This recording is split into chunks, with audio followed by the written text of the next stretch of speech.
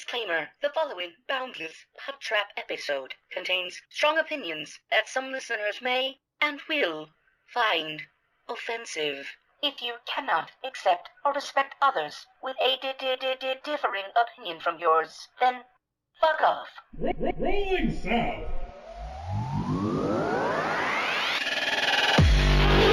I like turtles. Shush! Oh, righty. Let me see your war face. Now, y'all ain't planning on fucking these chickens, are you? Picture it. Sicily, 1920. Aren't we fucking funny? Streaming from the Midwest, right in the middle of the U.S. From Omaha, Nebraska, you're listening to the Boundless PodTrap, your entertainment podcast where we touch on all topics, from the crazy and absurd to the sacred and profane, and even the useless and unnecessary. The Boundless PodTrap knows no bounds. And now, here are your hosts.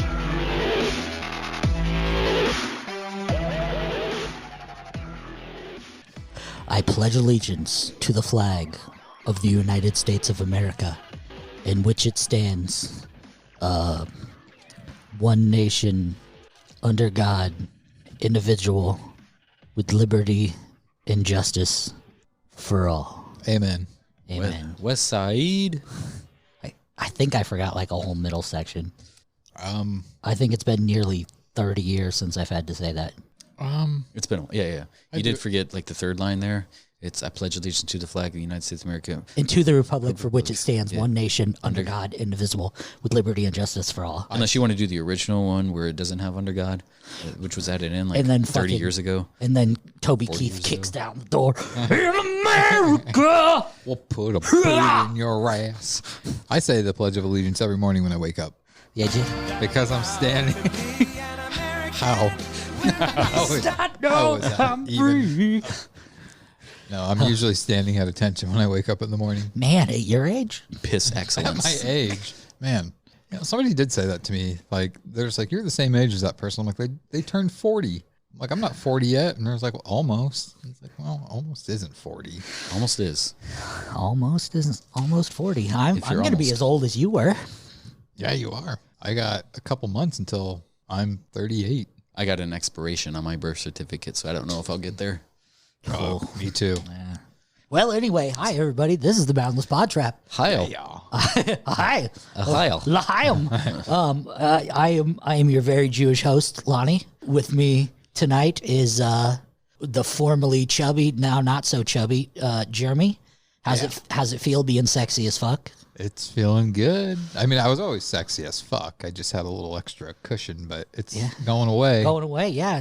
Not that he's humble or anything.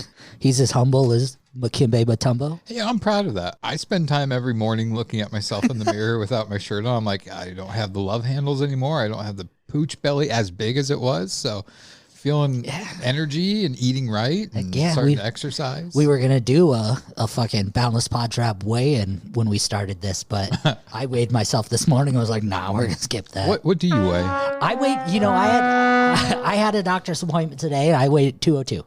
202? Yeah. God, you're fat. I know, kidding. Right? I'm at 180 right now. Hey. I started at 191, 192. Yeah. You weighed less than me now. The biggest, yeah. That's crazy. But you know what I realized? Me and Justin were at the mixer. And yes, our office has mixers. And we were there. We went to be social. And we got in there and we're like, man, a lot of these people are douchebags. So we didn't really talk to anyone. We just ate a lot of hot tamales and played pool. I don't know if I said that. I'm taller than Justin. I didn't realize that. I'm like a couple inches taller than Justin, I think. You have your heels on. Yeah. Well, don't. You don't have to impress me. Don't talk about my style. You get excited when you hear about a mixer and you get all dressed all. I wore a tie and a dress. And no, but seriously, I didn't realize. Go to am I taller than Justin, or is this just was I standing on a hump? I don't know. You guys are sitting in fucking chairs across. How the often do you look at us? I feel like. Do you think I look at people and I'm like, oh, I'm going to judge them on their height? You judge us on everything else. He usually looks at us when we're laying down. No, I did not do that on purpose.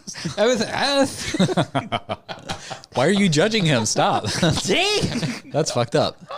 Some people have speech impediments, like the intro of our podcast. Jeez. Get a hold of yourself, man. Jesus, some This guy, some man. people's kids. I'm I swear to professional. Christ. Oh, Bring Justin, it back. how are you? Bring it back. everything else. How are you? I'm not too bad. I'm good. Oh, shit. had a nice day off. I tried to go get my daughter expelled from school on her first day of school today. It didn't take. You are a proud father of a kindergartner, Yeah. and you're the young one. God, starting early. Well, my wife sat on a chair that I got done pleasuring myself in, and I've out sat comes on all- that chair before too.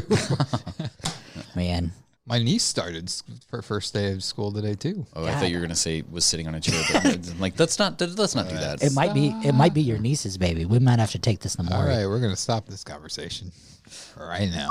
Just censor that. Yeah. Okay. Yeah. What is with the fucking sound effects? Like, He's on it tonight. tone Like, it, I feel like I'm Tone right it. here. tone it down. Do one. Lonnie, I'll at least say, well, at least he's playing them through all the way, not like before where he like hits the button. It's like work.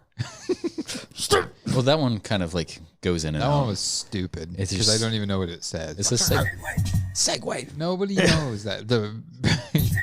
It's because you're It talking is when you over it. play it through the whole thing. Yeah. Before, when you just like double tap. I'm a double tapper. Well, we got a fun episode tonight. We got some interesting topics.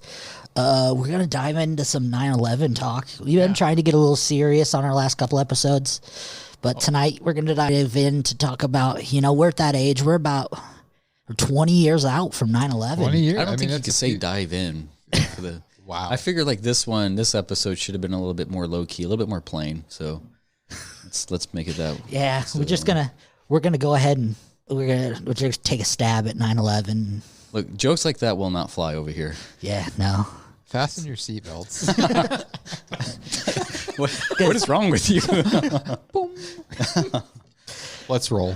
Man, I can't make a smoking joke, but you guys can. You made the joke. He could have left it in. I laughed because the more I thought about it, it's like that's ridiculous. Really fucked up. It is. You're really fucked up. This is why we have a podcast. But yeah, we're gonna talk about, unfortunately, the people who lost their lives, and then we're gonna talk about the tinfoil hat people who think it was all a conspiracy, and give our 2 cents on it, what we were doing that day, what we heard from friends, what they were doing that day, how it changed our lives, what the world could be like right now if that didn't happen. Lots to discuss with that. Yeah. And then we're going to play a game because we haven't played a game in 2 episodes, and that can't fucking happen. Just because I didn't really want to put too much work into an episode. You never do. That's bullshit. Last week I put a lot of work into an episode. Wait, what did you do last week? The music. The music thing. Underground music. The underground music I feel thing. like the music people did more work. That's not true at all. They did the work. I had to find the work. didn't do much I had to get work. on YouTube and watch some videos and listen to some music. That's what you do. Well, Every you said day, you already isn't knew it? them. Fuck you guys.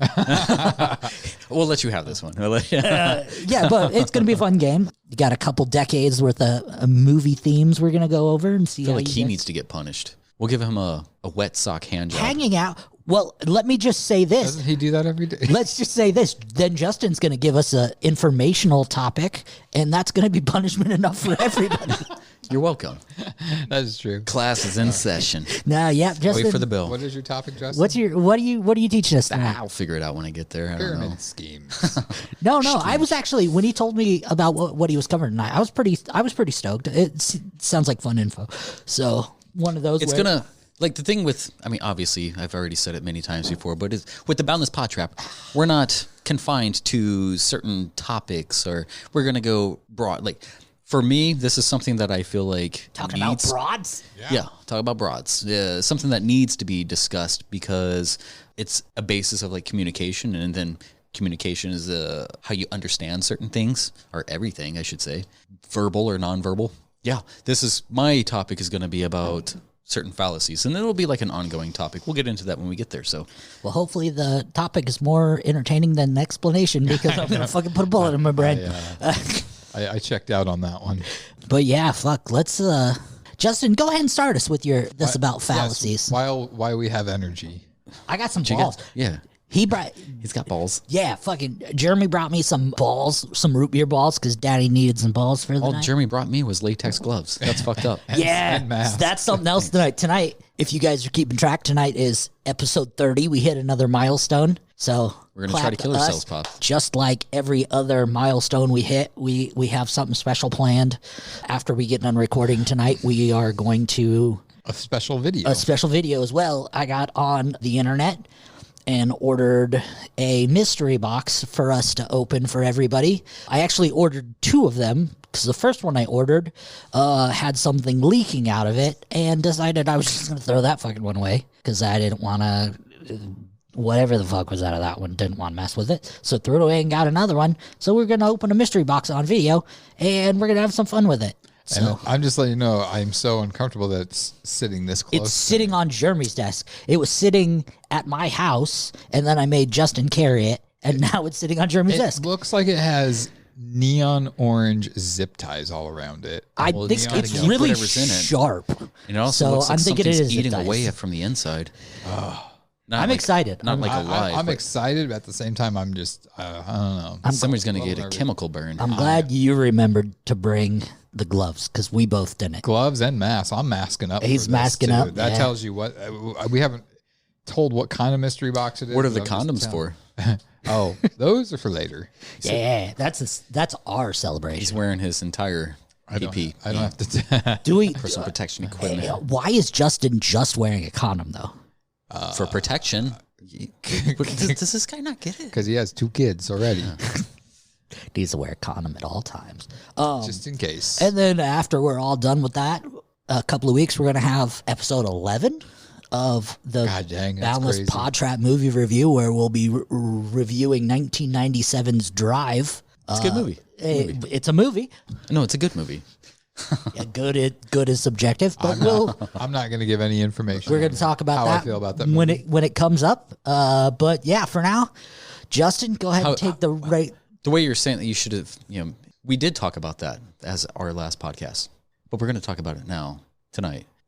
Whatever. The movie podcast comes up before this one. So. Oh, well, we talked about it then. Yeah. We record this all in a night, and it comes out over a month span. I don't fucking know. This ball's hasn't kicked in yet. I don't think the listeners are going to be like, what? Continuity. Paco kicks us in this door and locks it. And then he's like... Paco's been on vacation for the last, 14, 15 days? Yeah. He heard COVID was back, and he's vacation. How did I? He ran off. He's had COVID 3 times. He is COVID. That's his middle name. Paco COVID. It makes him stronger. What doesn't kill you will make you wish it did. It also made him lose his wiener. Paco, give me Paco, Paco, Paco, Paco. Paco, Paco, Paco, give me Paco, Paco, Paco, Paco. All right. That reminds me of something when you go to a baseball game. Yeah, the little... the batter comes up or whatever. They don't have any cheerleaders, so they make the crowd do it. You're going to make me do my work for you. I don't think I've ever... I've been a baseball fan since the early 90s. I don't think I've ever been to a baseball game with cheerleaders. Yeah. That's because that's what the audience is. Are like, that's a hard job to make people excited at a baseball game. That is the boringest sport to go watch live. You're watching one person in a big fucking field. Guy who's a Husker fan. You're watching 2 guys play catch and other guys just banging their gloves. I played baseball. Playing is different than watching. Did you get to third base? Nope. I'm sorry. Never made it there. I rounded third and found a bat on the field. All right. Well, I guess I'll take over. So we're going to be talking about fallacies. Do you guys understand fallacy? You know what fallacies are? Yes, I'm fallacy right now. So we don't know what a fallacy is? Well, all right. The reason why I want to talk about it, because I feel like it is highly important in our communication. It makes you a better communicator, especially in today's world. People nowadays really like to try to cancel you. It kind of goes back into previous topics that we have talked about, like cancel culture and all this. This is certain methods and ways of manipulation to kind of get the masses on your side. It's deception at its finest. If you can identify a fallacy, you can kind of better approach the subject matter with clarity. There's a concept that I want to briefly discuss. It's like the levels of escalation. This isn't necessarily with fallacies, but more so with like communication. So like you have your first level of escalation, which is communication. What that is pretty much being able to talk civilly or even arguing or something like that, but being able to have a conversation to reach a conclusion or some sort of progress. Then the second level of escalation is segregation. So that's pretty much separating people. It's like, obviously these people aren't going to work. So you go in your corner, you go in your corner, you guys can start your own little communities. We'll work from there. But even if that doesn't work, then the third level of escalation is annihilation. So you got your communication, your segregation, your annihilation. A lot of people these days, they like to start at level 2, and they kind of put the ball in your court to try to reach level 3. That way it just makes you look bad. And yeah, they move on from there. So these two fallacies I want to discuss today kind of correlate with that sort of escalation. A fallacy is pretty much like a... Do you know what a fallacy is? Can you give me a definition? Either one of you. You want me to look it up? No, you don't. Well, you have it. You know it. I do. Tell us. You're like a horrible student. Well, you're teaching me. I'm not supposed to know this. Oh, okay. All right. Yeah, no, a fallacy is pretty much like it's a failure in reasoning, which renders an argument invalid. So there's really no point to continue a discussion when somebody is starting from a level of non-reasoning, or it's a dishonest stance. It's like, why am I even arguing with you? Like, you're not even connecting, you know? Or it's like So like along the lines of arguing fact that isn't fact. Yeah. And then that's going to be the two fallacies that we're going to be talking. Like COVID is infant embryos. Or not COVID, but the COVID shot is infant embryos. Yeah, it is. I did it. Good job. I did it. Isn't it? Yeah. That's what it is? I did it. Your arm is pregnant now. But yeah. It shows. That's what this gun is. It shows. Boom! You can't have that in here. But yeah, it's a mistaken belief, especially one that's based on like an unsound argument. It's bullshit to its finest. Ultimately, it's a pattern of reasoning that contains a flaw, either in its logical structure or in its underlying premises. Thing is, the two logical fallacies that I want to discuss today, which is highly popular these days, gaslighting and strawman. So gaslighting is kind of reaching more of a peak right now. I mean, like it came from like a movie back in 1986, 1984, somewhere around there with the same name, but was popularized in the 1934. But popularized in the 1942 movie, the American version, Gaslight. It's pretty much about like a husband who keeps on like changing the gas lights and dimming them down, and the wife is questioning him about it, and he's like, you know, you're going crazy. And his whole intention was to put her into like a crazy home, a psycho house. And it worked. Yeah. What is this guy doing? Selfieing. Oh, okay. Teacher, he's got his cell phone out. Yeah, but I think...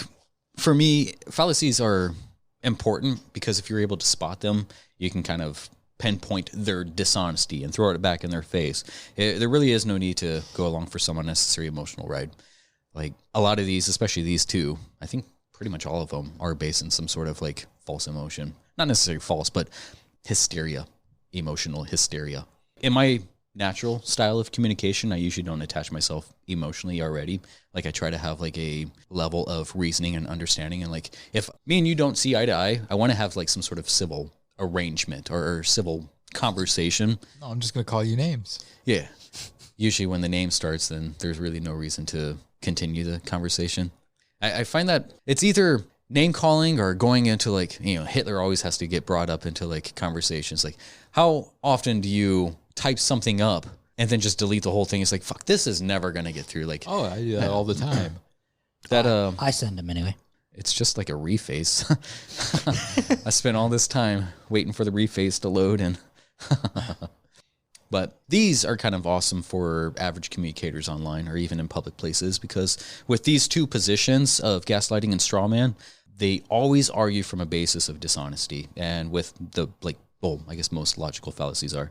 But as said earlier, lots of people online like to start with level 2. If you can establish terms and like a stance, like your position or so, and work from there, you can bring it back to level 1. So, and if you kind of try to meet them where they are at that level 2, then they'll just, other followers or people who kind of join on to like the conversation, they'll just try to bury you.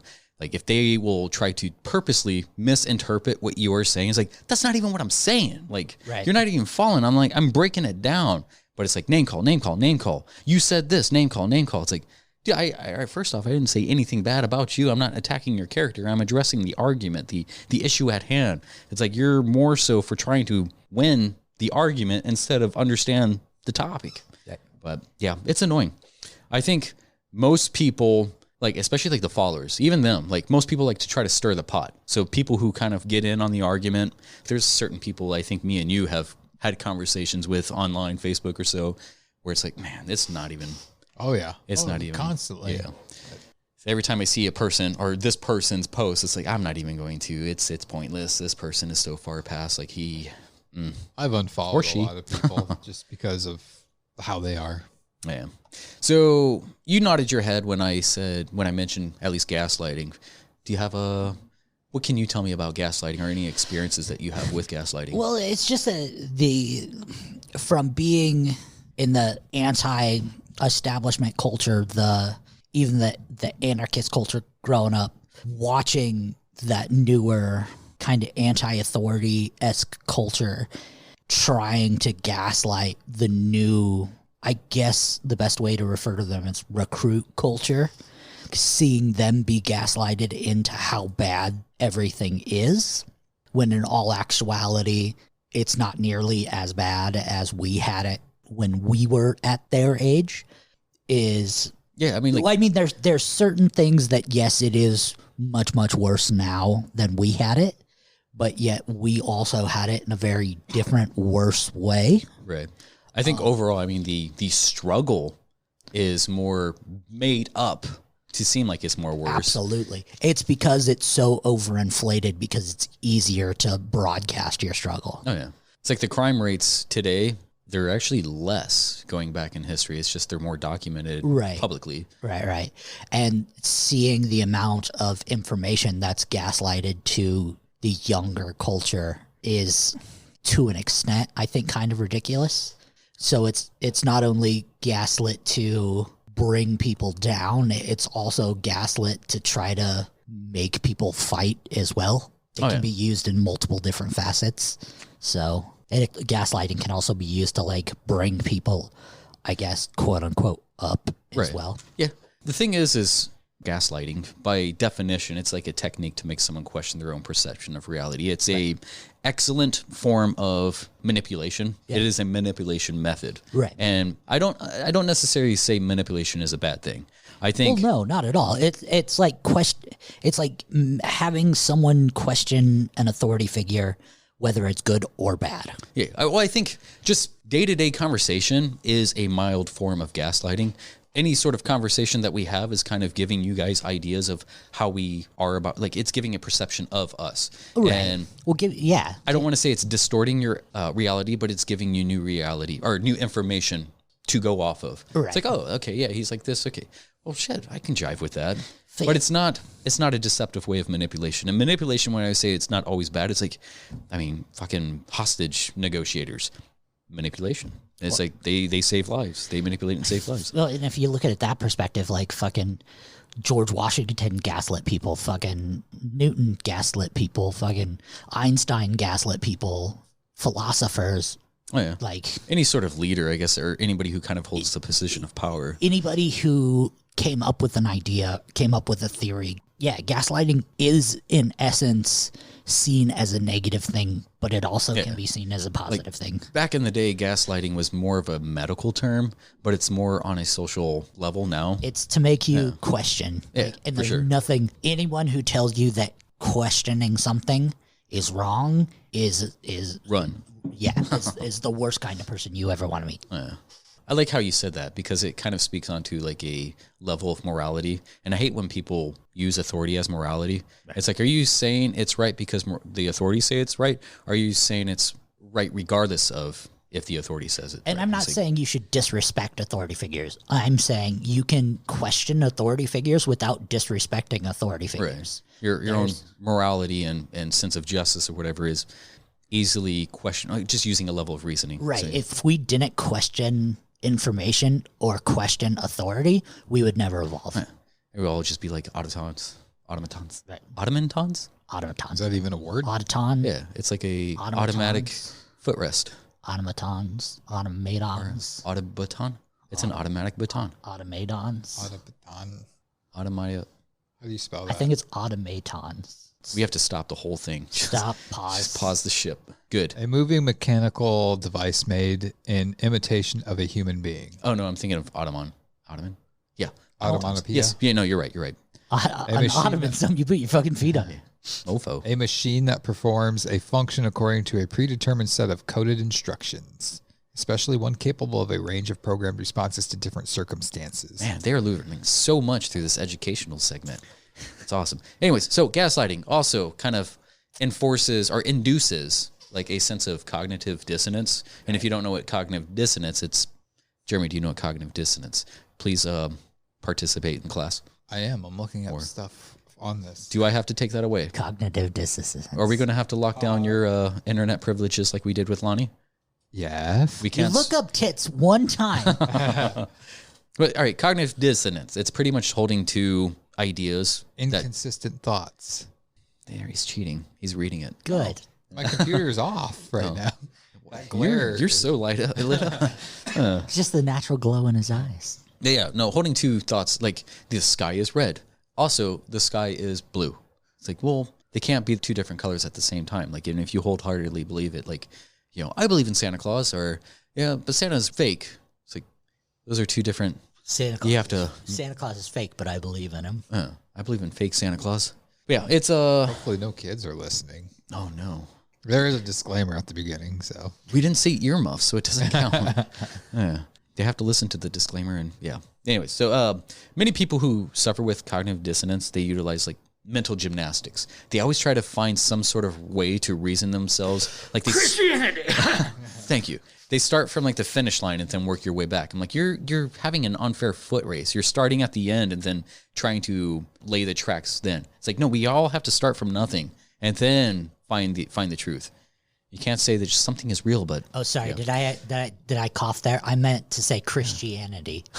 if that wasn't clear enough. That's really rude. With some truth. Oh, but you're allowed to say Santa Claus isn't real, but I'm not allowed to say Jesus isn't real. Well, Santa Claus is important. Christmas time is when everybody can get together and celebrate the birth of Santa Claus. So, but yeah, a lot of people have like mental gymnastics and they try to reason their way out of like these logical fallacies, and they're called dishonest people. Yeah, they're called liars. Yeah. Some extreme cases of people who are victimized, who are gaslit, they can end up with like low self-esteem or levels of anxiety, depression, and not always, but even like psychosis. Like they can truly become crazy because like if you, from a young age, your parent is feeding you all this stuff and it's like, this is all true to me. This is all real. There's no reason for them to lie. And like, then finally you realize they're lying, but you don't realize it. Right. You just kind of like succumb to whatever truth they try to implement onto you. Right. It's losing faith in your support system. Yeah. But like a lot of people who use gaslighting techniques, I mean, I feel like it's relatively easy to spot some narcissists and sociopaths, but those are usually the ones who are more likely to use gaslighting, more manipulative, more immorally. Let's talk strawmanning. What? Strawmanning? Strawmanning. What's a strawman argument? Do you know what a strawman argument is? A scarecrow. Braun Strowman. Pretty much. Yes, please. Because it smells like bullshit in here. Everything that's coming out of your mouth. Thank you. I have icebreakers mints. That's our Eat it. Play our sound effect. Eat it. You just want a soundboard over there now, too. No. I do. Play it. Push the button. Push the button. So strawmanning, a strawman argument. You don't know what it is? You're kind of on the right path. It's like a decoy argument. For the most part, yeah. It's something that's more hollowed out. It doesn't have any truth. It's like person A gives the argument of X, and person B tries to take that argument, switch it out with argument Y. It's like, a lot of the times it's like, so you're saying, enter argument.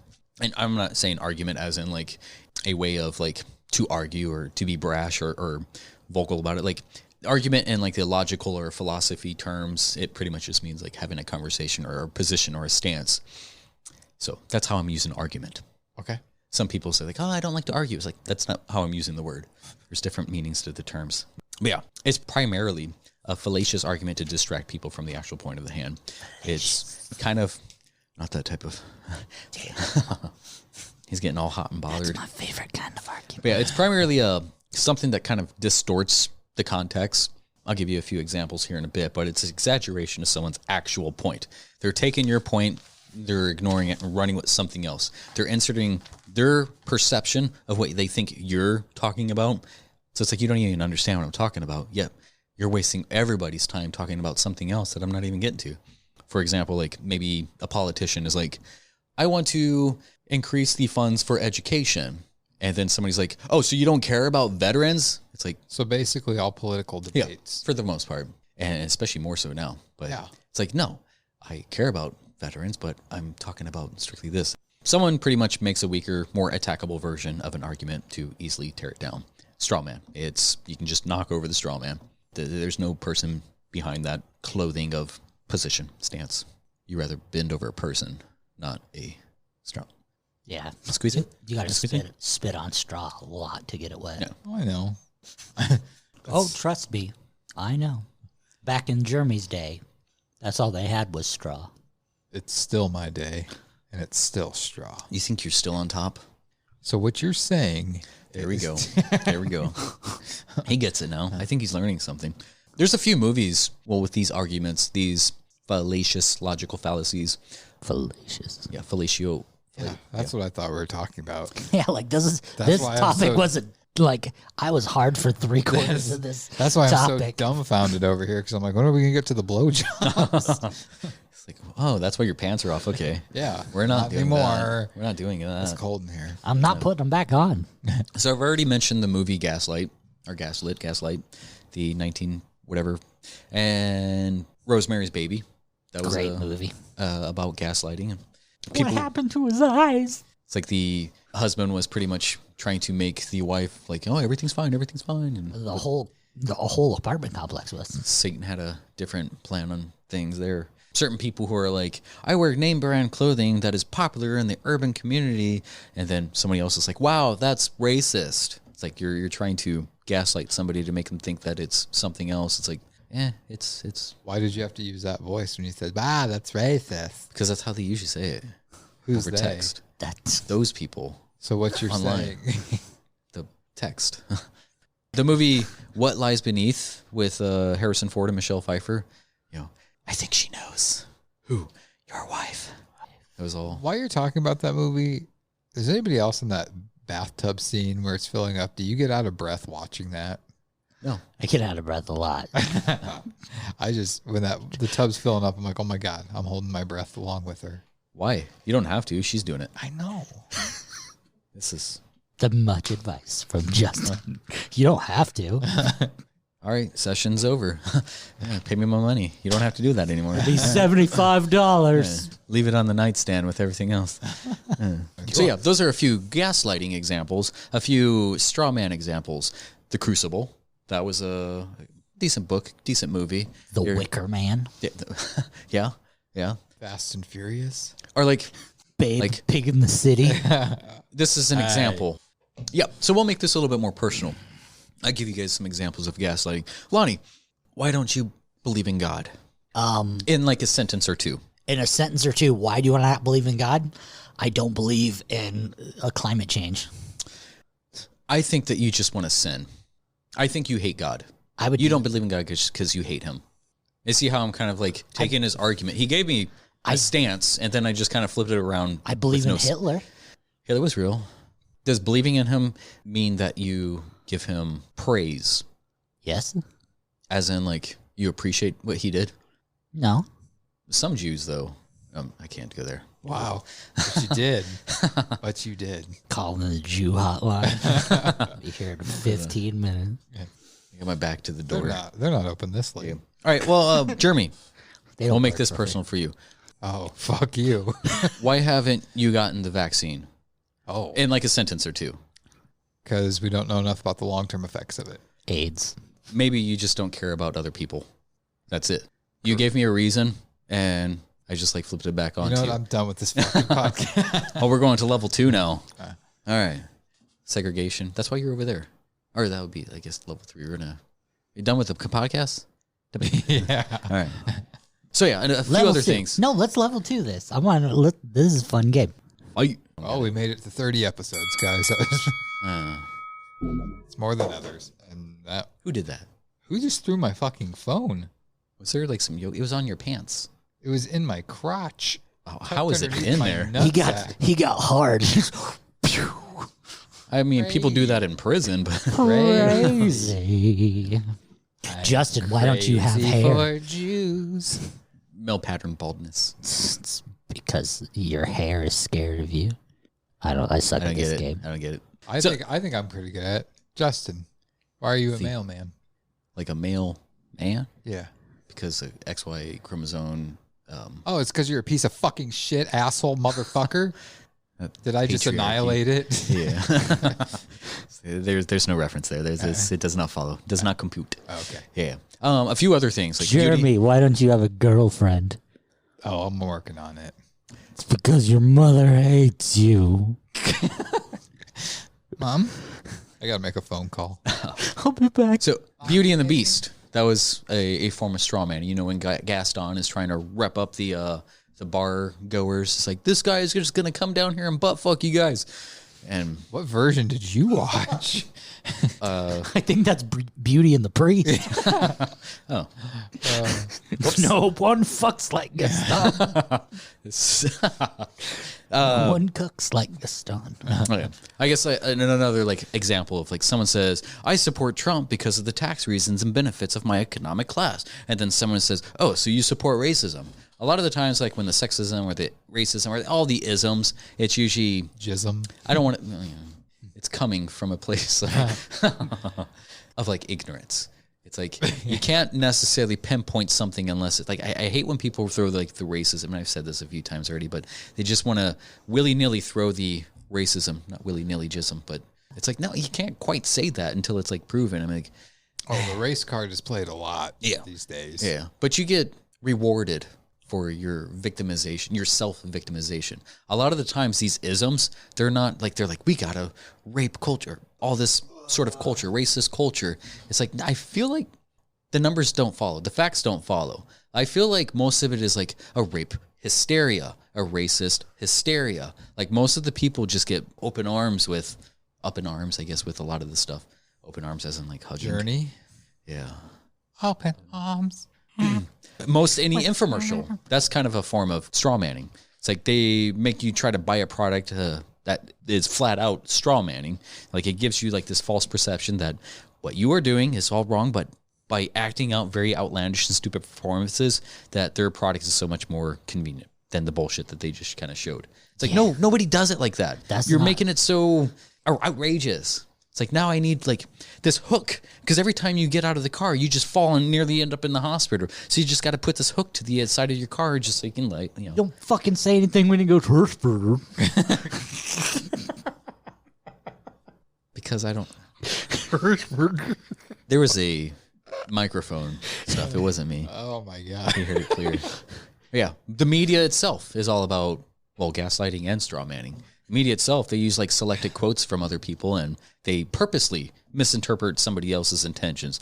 Not only is it straw manning, but it's also like appeal to authority. People use that like, well, I get my news from, this sort of source. It's like, if it's CNN, you kind of wrong. Got to check out both sides before you have, or do your own research. We have tools available to us, but we don't, we as a people, human race, we don't check into the facts. We just go with it.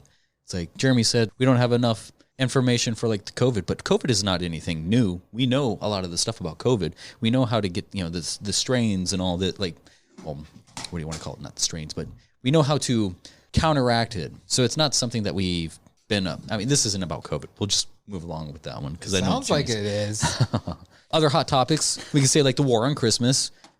Fuck Christmas. We hear that almost every single year. And I think, because Lonnie and I probably... We celebrate Christmas at Who's God the Elder? Lonnie more so than myself, but he kind of falls at the things of like the Church of Satan, like what they were doing, and I love a lot of the stuff that they do. And it's like nobody's trying to cancel Christmas. No, it's trying to cancel the over pushing into the public, which laws strictly forbid. I was gonna say the act of Christmas is fine if you want to exchange presents, if you want to do all that, that's fine. Santa Claus, great guy, whatever. If you want to put a tree in your house, awesome. That's all based on paganism. Whatever. None of that is based on the Jesus H. Christ or whatever his middle initial is being born in April and being a black man. Like no one acknowledges that. So keep your church out of my Christmas. I'll keep my Christmas out of your church, and we'll be happy. Thank you. Other than that, legalizing certain sort of drugs. A lot of people use that as like certain straw mans. Like, oh, so you want to legalize weed now? Okay, now what else are we going to legalize? Like cocaine and crack and bunny ranches. Bunny ranches. Yeah. I don't care. You do everything you want, but the first motherfucker who touches a synagogue or says anything bad about Hanukkah, we're going to fucking blows. Don't you even fucking start. Where's blows at? That's what I thought this was going to be about, but... Oh. We'll get there. All right. Yeah. So war and Christmas, legalizing of certain drugs, certain political positions, or there's always... Why'd you point at me when you said because that? you agreed to something when I originally brought it up about the politics. They're always all about that. I thought you were saying I look like... So you're saying I look like Donald Trump? Yeah. You're very white. You can't even hold on to your phone. He's peach. He's a peachy. He's a peach. It's not saying that two positions can't be correct. Like people who do straw man, like their position, it could be correct. It's just that's not the topic at hand. It's like they work to try to deflect. And people who deflect are really good at some certain sports. Okay. Yeah. Why did you look at me for 10 minutes? Yeah, well, it wasn't 10 minutes. It's like it. In podcast mode, it's only going to be like a half a second. So, yeah, there's certain ways that you can kind of counter straw man arguments as well. The three I've already briefly discussed on one of them. So one, point out why you think their position is a straw man, so they have to defend their position. Sometimes a lot of people just let it go. It's like, no, hold them to it. You got to take them back, especially if you want to get that topic handled. So challenge them on it as an attempt to assure that they can see their own fallacy. Make them realize that, you see what you're doing. This is a straw man argument, and this is why I think it's a straw man argument. Now, let's bring it back to this. Engage or level a position of honesty. Number two, which is probably the most preferred method, because a lot of the times it's pointless to get in an argument with somebody who is not going to reason. A lot of the times you get to their idea by way of emotion, and you cannot reason somebody out of an argument or a position, a stance that they've got to, or they've arrived to by way of emotion. It's like there's no getting through to them. So just refute the whole thing. It's like, your premises, there's no reason for me to engage. Number three, steel man their argument. Do you know what a steel man is? Like horsing it out, be like, this is my stance and nothing will change it. A robot? No. Yeah, like Shaq, Steel. Really? Remember that movie? You guys remember that movie? Like real steel? No, Shaq. He was like a metal worker, and then he became like a superhero. Steel. You guys don't remember that? What was it called? Steel. Oh, I don't. STEEL. When did that come out? Was that like after Shaq Fu? It was probably around the same time as Shaq Fu. Then no, I don't remember. Yeah.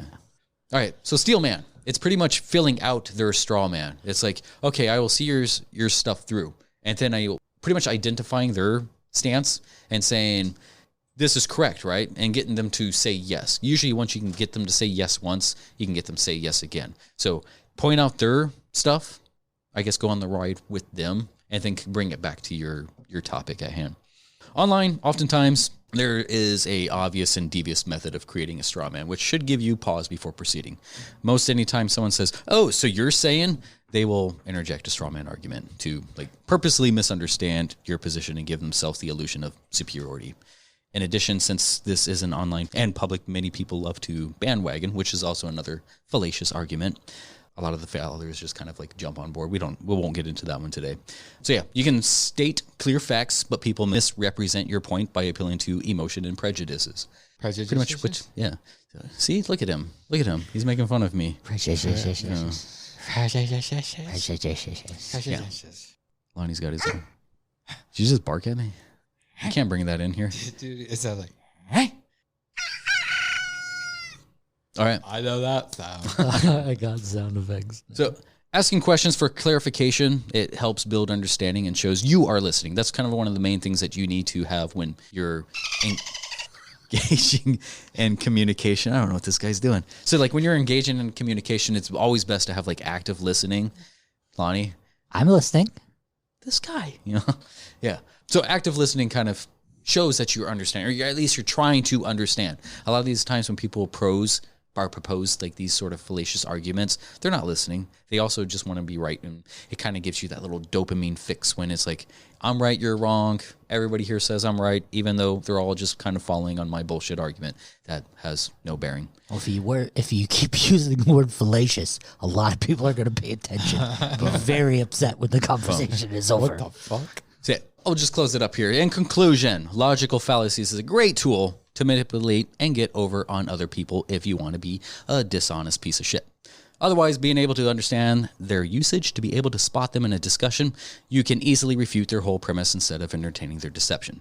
No need to emotionally invest in someone not worth the time. Now, Jeremy, Lonnie, and myself are going to go suck each other off. And yay! Finally, the fellatio. This is called foreplay. You need to talk about certain things and you know, get it going. This is a verbal. Ugly, and you're ugly, and your mother ugly, and your sister ugly. You're just plain old ugly. Verbal lubrication. That's all it is. Yeah. Thank you. Verbal lube. What's happening?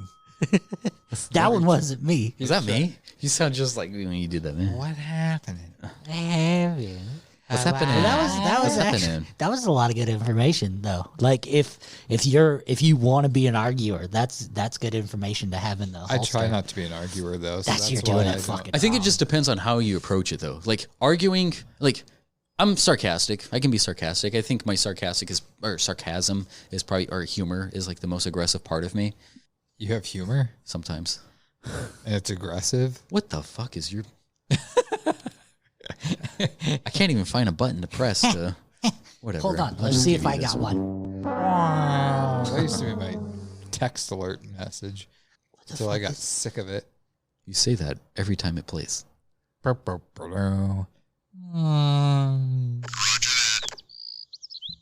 that? Like, what is happening to this episode right now? We're on episode 30, and we should be professional, and I think it's breaking. We're just going off the cuff here. You are one pathetic loser. There is something I kind of wanted to also add on to this. It's like, because learning how to communicate kind of creates like, you know, like certain societies, and there are, let's just start from the beginning. When a society starts, it's kind of like in its infancy stage. So you have like a baby society, and then they'll begin to compete for ideas using status, and they'll try to make it like a sport out of it. And then after that, those ones with the power, they take their seats and they try to rule, and it's all like posh-like. But then things go against the society, and society itself will work to add a bit of pushback and add its own little flavor to the fairness quite gingerly. And then full outright war will happen and things become scary. So once it settles, the cycle restarts, you know, and you can use like these arguments. So you have like your baby society, sporty society, posh society, ginger society, and scary society. So, yeah. You know when he's speaking bullshit because of how his voice gets and how... Because I'm serious, and I need you to know ginger that I'm was my favorite society. I had a thing for... Posh was mine. For the sporty... Posh? The sporty society Sporty? For whatever reason. Sporty, huh? He does come like off that as more dark sporty. society? What? Scary society is a fun one. It was scary, the dark society? Scary was the fun society. Okay. Yeah, I like the ginger society. You would. I would. I question people who say they like the baby society. Wow. You're fucked up. They need to go. I just would have liked like the full gamut, like a big octagon of societies.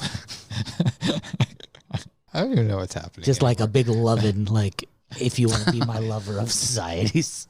Well, you do got to get with the friends, so. Yeah. Don't tell me what I want. But we know you really want. I did a play when I was in high school, and about Spice Girls? Kind of. I was like a detective, and it's like reading some stuff off. It's like, what does this guy want? It's like, sir, there's a note. It's like, it says, I want to what? I want to what? You're stupid. Get out of here right now. And I'm not even joking. You're done with this fucking podcast. I'll see you guys later. And he left. My favorite argument technique is just being like, are you done? Are you done? And then being like, yeah, fine. Being like, okay. And then you roll over. And then being like, what do you have to say? Nothing.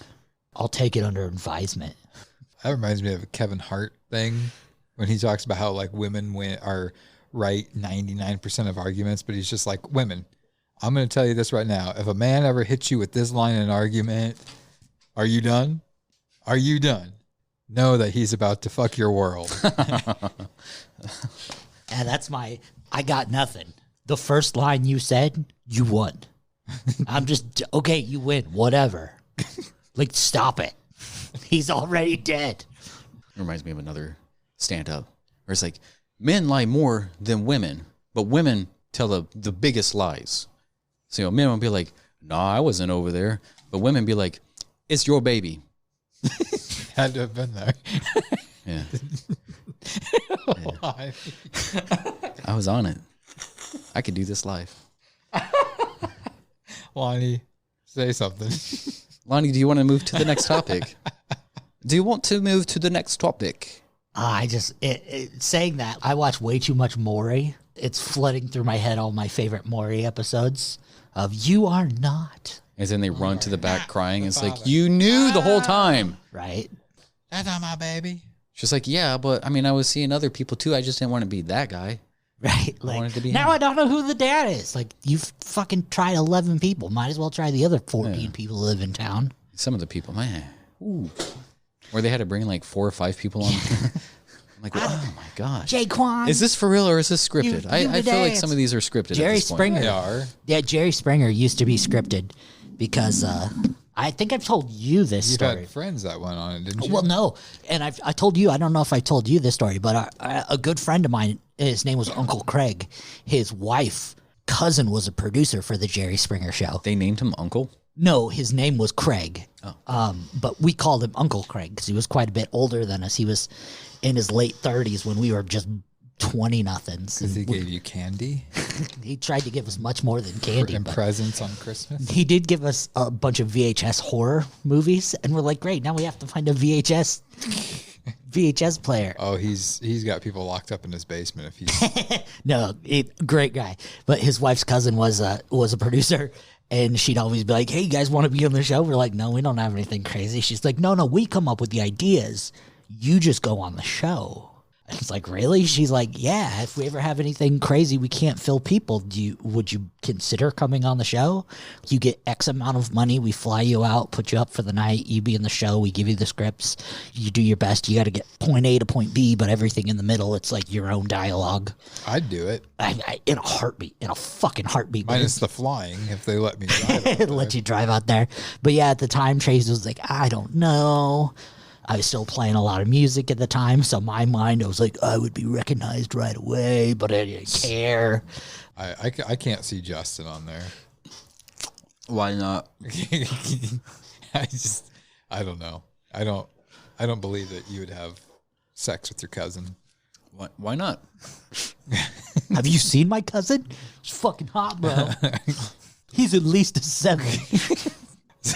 So what's the next topic?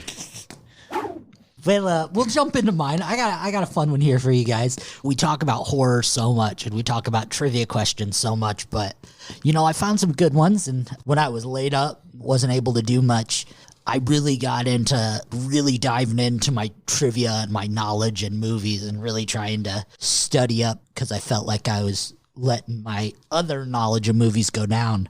And I found this dude who does theme songs of movies, not theme songs, but like tracks for movies. Like, how this song makes you think of this movie and blah, blah, blah.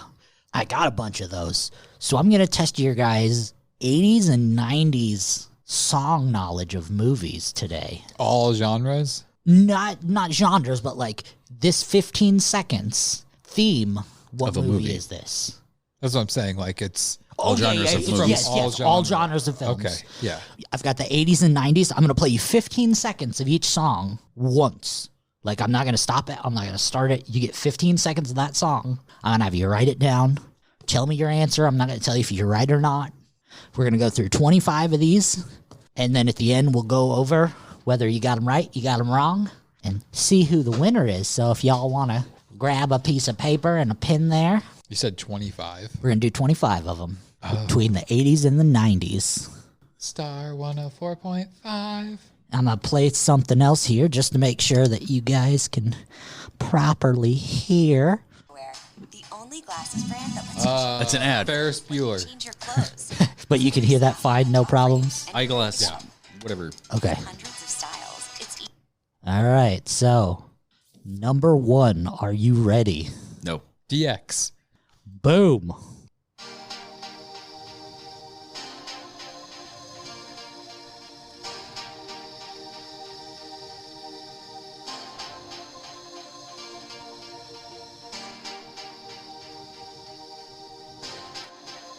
We're not supposed to say. Nope. Just write it down.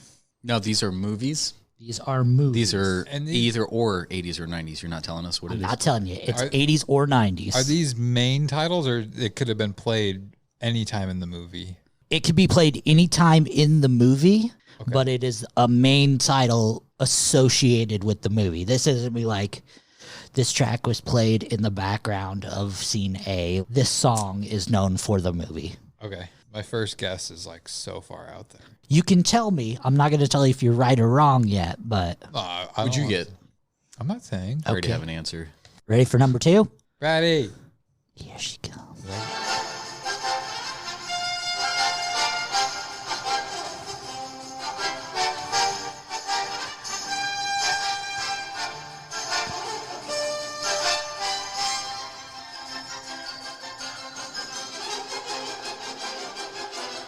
Cakewalk. Yeah. So obvious. I don't know what it is. Fried green tomatoes. Oh, that's what I had. Right? Fried green. Let's become. Number 3.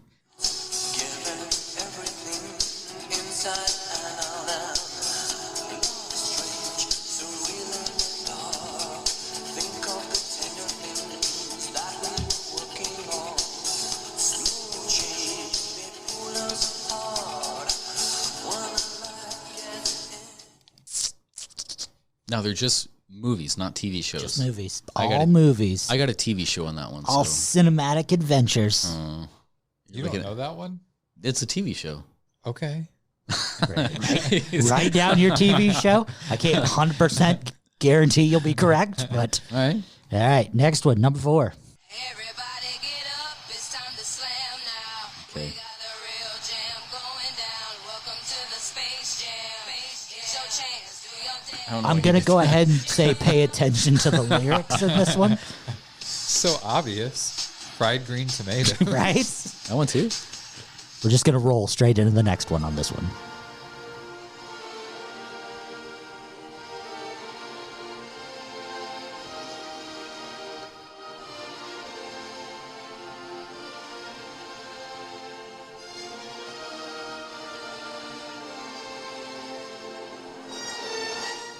Wow. Why do I feel? Okay, yeah. When in doubt, fried green tomatoes. Twin it out. Fried green tomatoes. Is it a jackal? It's a jackal. It says jackal, obviously. All right, going in number 6. And it doesn't matter subtitles. It's just the main title. Doesn't matter sequels. Thanks for those hints. Of course.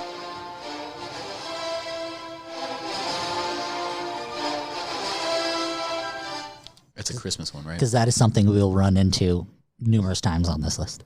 Are you ready for the gook? What's that? Are you ready for the gook? The gook? Are you ready for the gook? Gook it. Gook it, Machina. Somewhere Crystal is cringing. Oh, no. Next one. She's clenching. Number 7.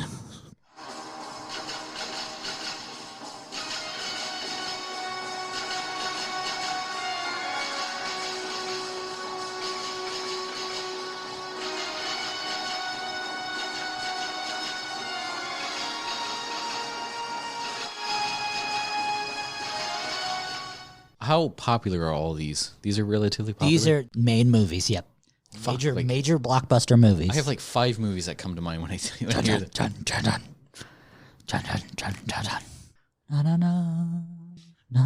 Can we give 2 answers? Yeah, if you want to be disqualified. Yeah, Shut the I'll fuck take up. Who said anything to you over there? I'll take with your stupid hat. So I'll what take you're the saying first is- one you What? give me.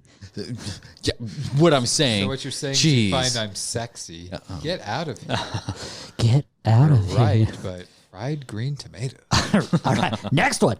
Did I just go deaf? Oh my god. You seriously don't know it? I know it. Oh my god. This was the one that I'm like, maybe this one's too hard, but Hakuna Matata. God, that last one I know it, but I know it. Oh, he's writing down a second answer? I scratched out the first one. No, you sneezed. All right. Number 9. Just that first. I'm not gonna sing it because he's struggling with this one. And I know if I sing it, he's gonna know it. Sing it. Suck my dick. Ah, fuck. What Fuck. becomes Next one. of? That's funny.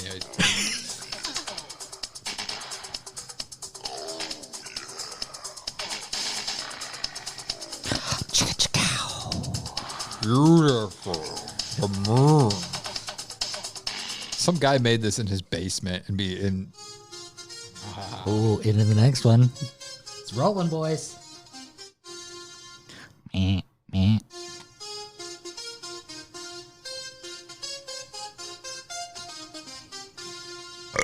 That was 11. Kathy Bates. Hold on. Psycho. Hold on. It's Drive. You're right. The only one that I have not been sure on is the first one. The very first one, yeah. And then there's another one where I'm about 85% positive I'm right. Was it number 4? No. Because that was Space Jam. That's a gimme. Why can I not think of this? Because you're thinking of fallacies. Probably. Number 12. Number 12. This guy was married to Heidi Klum. The Ma'o.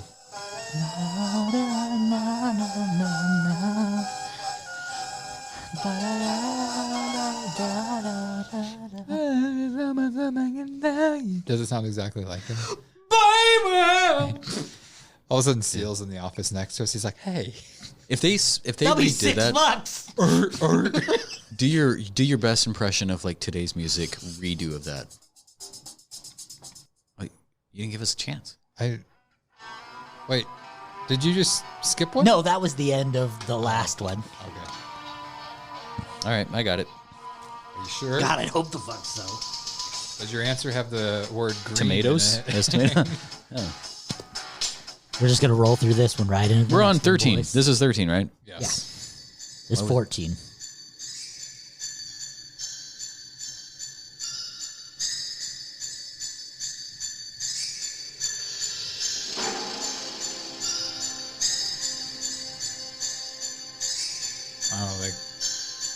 I don't know this one.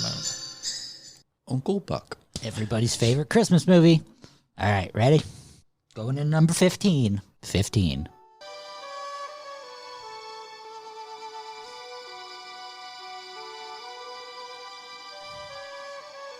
It says James Cameron written all over it. Does it? Are these all live action other than Space Jam? Space Jam was live action. 16. It also wasn't live action.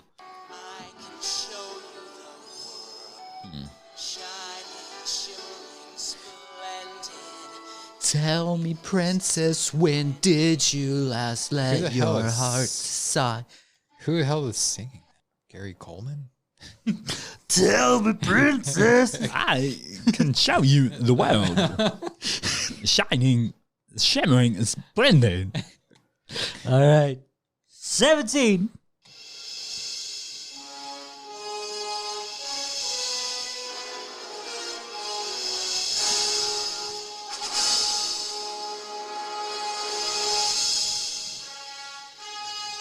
Are you doing your impression of somebody? Like, I feel like, have you ever seen a movie before? Sometimes. Do you not know that one? I don't. Oh, okay. Well, I thought you were doing your impression of somebody in the movie. Good thing I didn't do my impression because it would have gave it away then. Do your impression. Nope. I did one for you. I'll do it at the end. Oh, damn it. Can we put money on this game?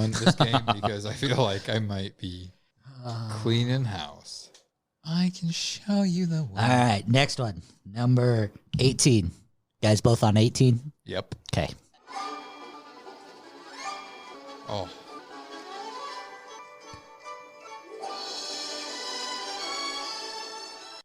You got the same movie twice. I've gotten the same movie 18 times. Fried green tomatoes. Tawanda! It's a good movie. I like that movie.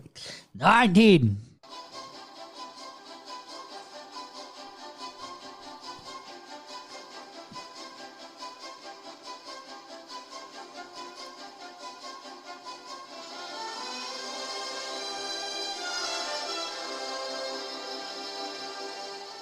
Oh. 20. In the Beast. Okay.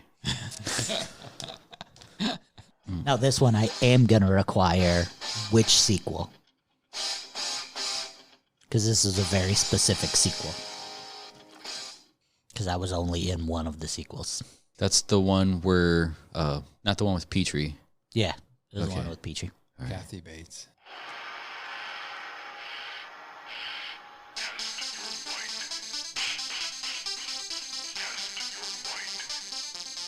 Street Fighter.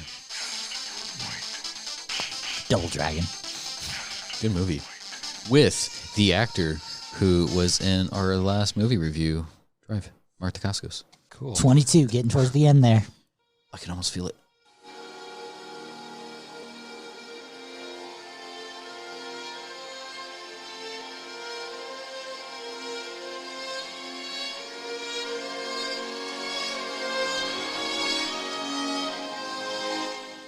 I don't know that one, so my answer for this, Lonnie, is for you. Yeah. Remember number 22. 22.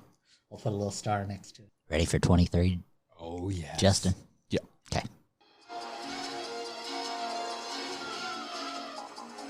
Oh, fuck.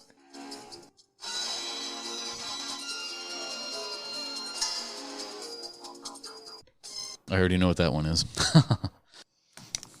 All right. Ready for 24? I already have 24 down. That one's not 24. Damn it. The next two are going to be... As I walk through the Hollywood. Just take the cotton out of your mouth. Thank you.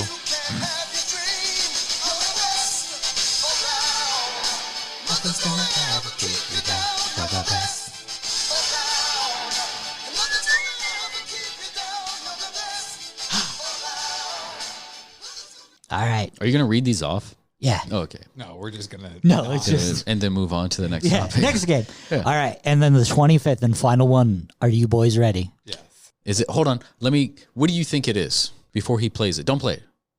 It's not that. It's not the one that you thought it was. It's going to be, hey, this one, hey, one, hey. Unemployed. Everybody wants to have well, he hasn't done many horror themed ones. I would say either probably A Nightmare on Elm Street. Nightmare on Elm Street? What do you think? I'm going to say Halloween. Halloween. He's more of a Halloween dude. Let's see. Freddy's his favorite. I know, but he's more of a Halloween dude. Told you. Wherever you are, you open a door and my heart will go on.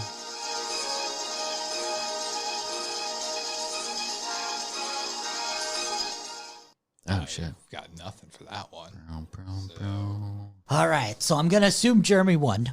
But we'll see by how much. And I want to hear what some of Justin's. I think he should go first because I did scratch out just beforehand. I scratched out 3 of them. Okay. Wait, do you want to collect these? Well, no, I'm going to have you read them. Should we? That's why you're going first. That's why because you're- I'm not going to change mine. I won't change mine. Yes, you will. Mine can't change. Oh, shit the fuck. Well, when? So what you're saying... That's a fallacious argument, and I need you to spot that. I am not flaccid. Oh. All right. Hey. So. Hold on. I'm still writing 25 down. Okay. Everybody wants to hey. Everybody wants to hey. Everybody wants to Hey, my headphones are gone. Hey. Oh, they're back. You can cut this mic. Oh. Do it. He has so much to live for. How are you thinking that hard? I don't even remember what the song sounded like. Da da da Da da da da da da da da da da. All right. Are we gonna go like 1-1, 2-2, or? I'm just gonna go 1. What are your answers? Okay, gotcha. All right, And then let's I do do it. say what it is. Yeah. All right, guys. So that was fun. We're gonna go ahead and I'm gonna have them read their answers, and then they are going. I'm gonna assign points once I hear how ridiculous some of their answers are, because I feel like some of them they're not even close. Oh, yeah. Like number 1 is way off. All right. So number 1, I started with probably one of the hardest ones on the list. So Justin, we're always gonna start with you, buddy. What'd you get for number 1? Cocktail. Cocktail. Okay.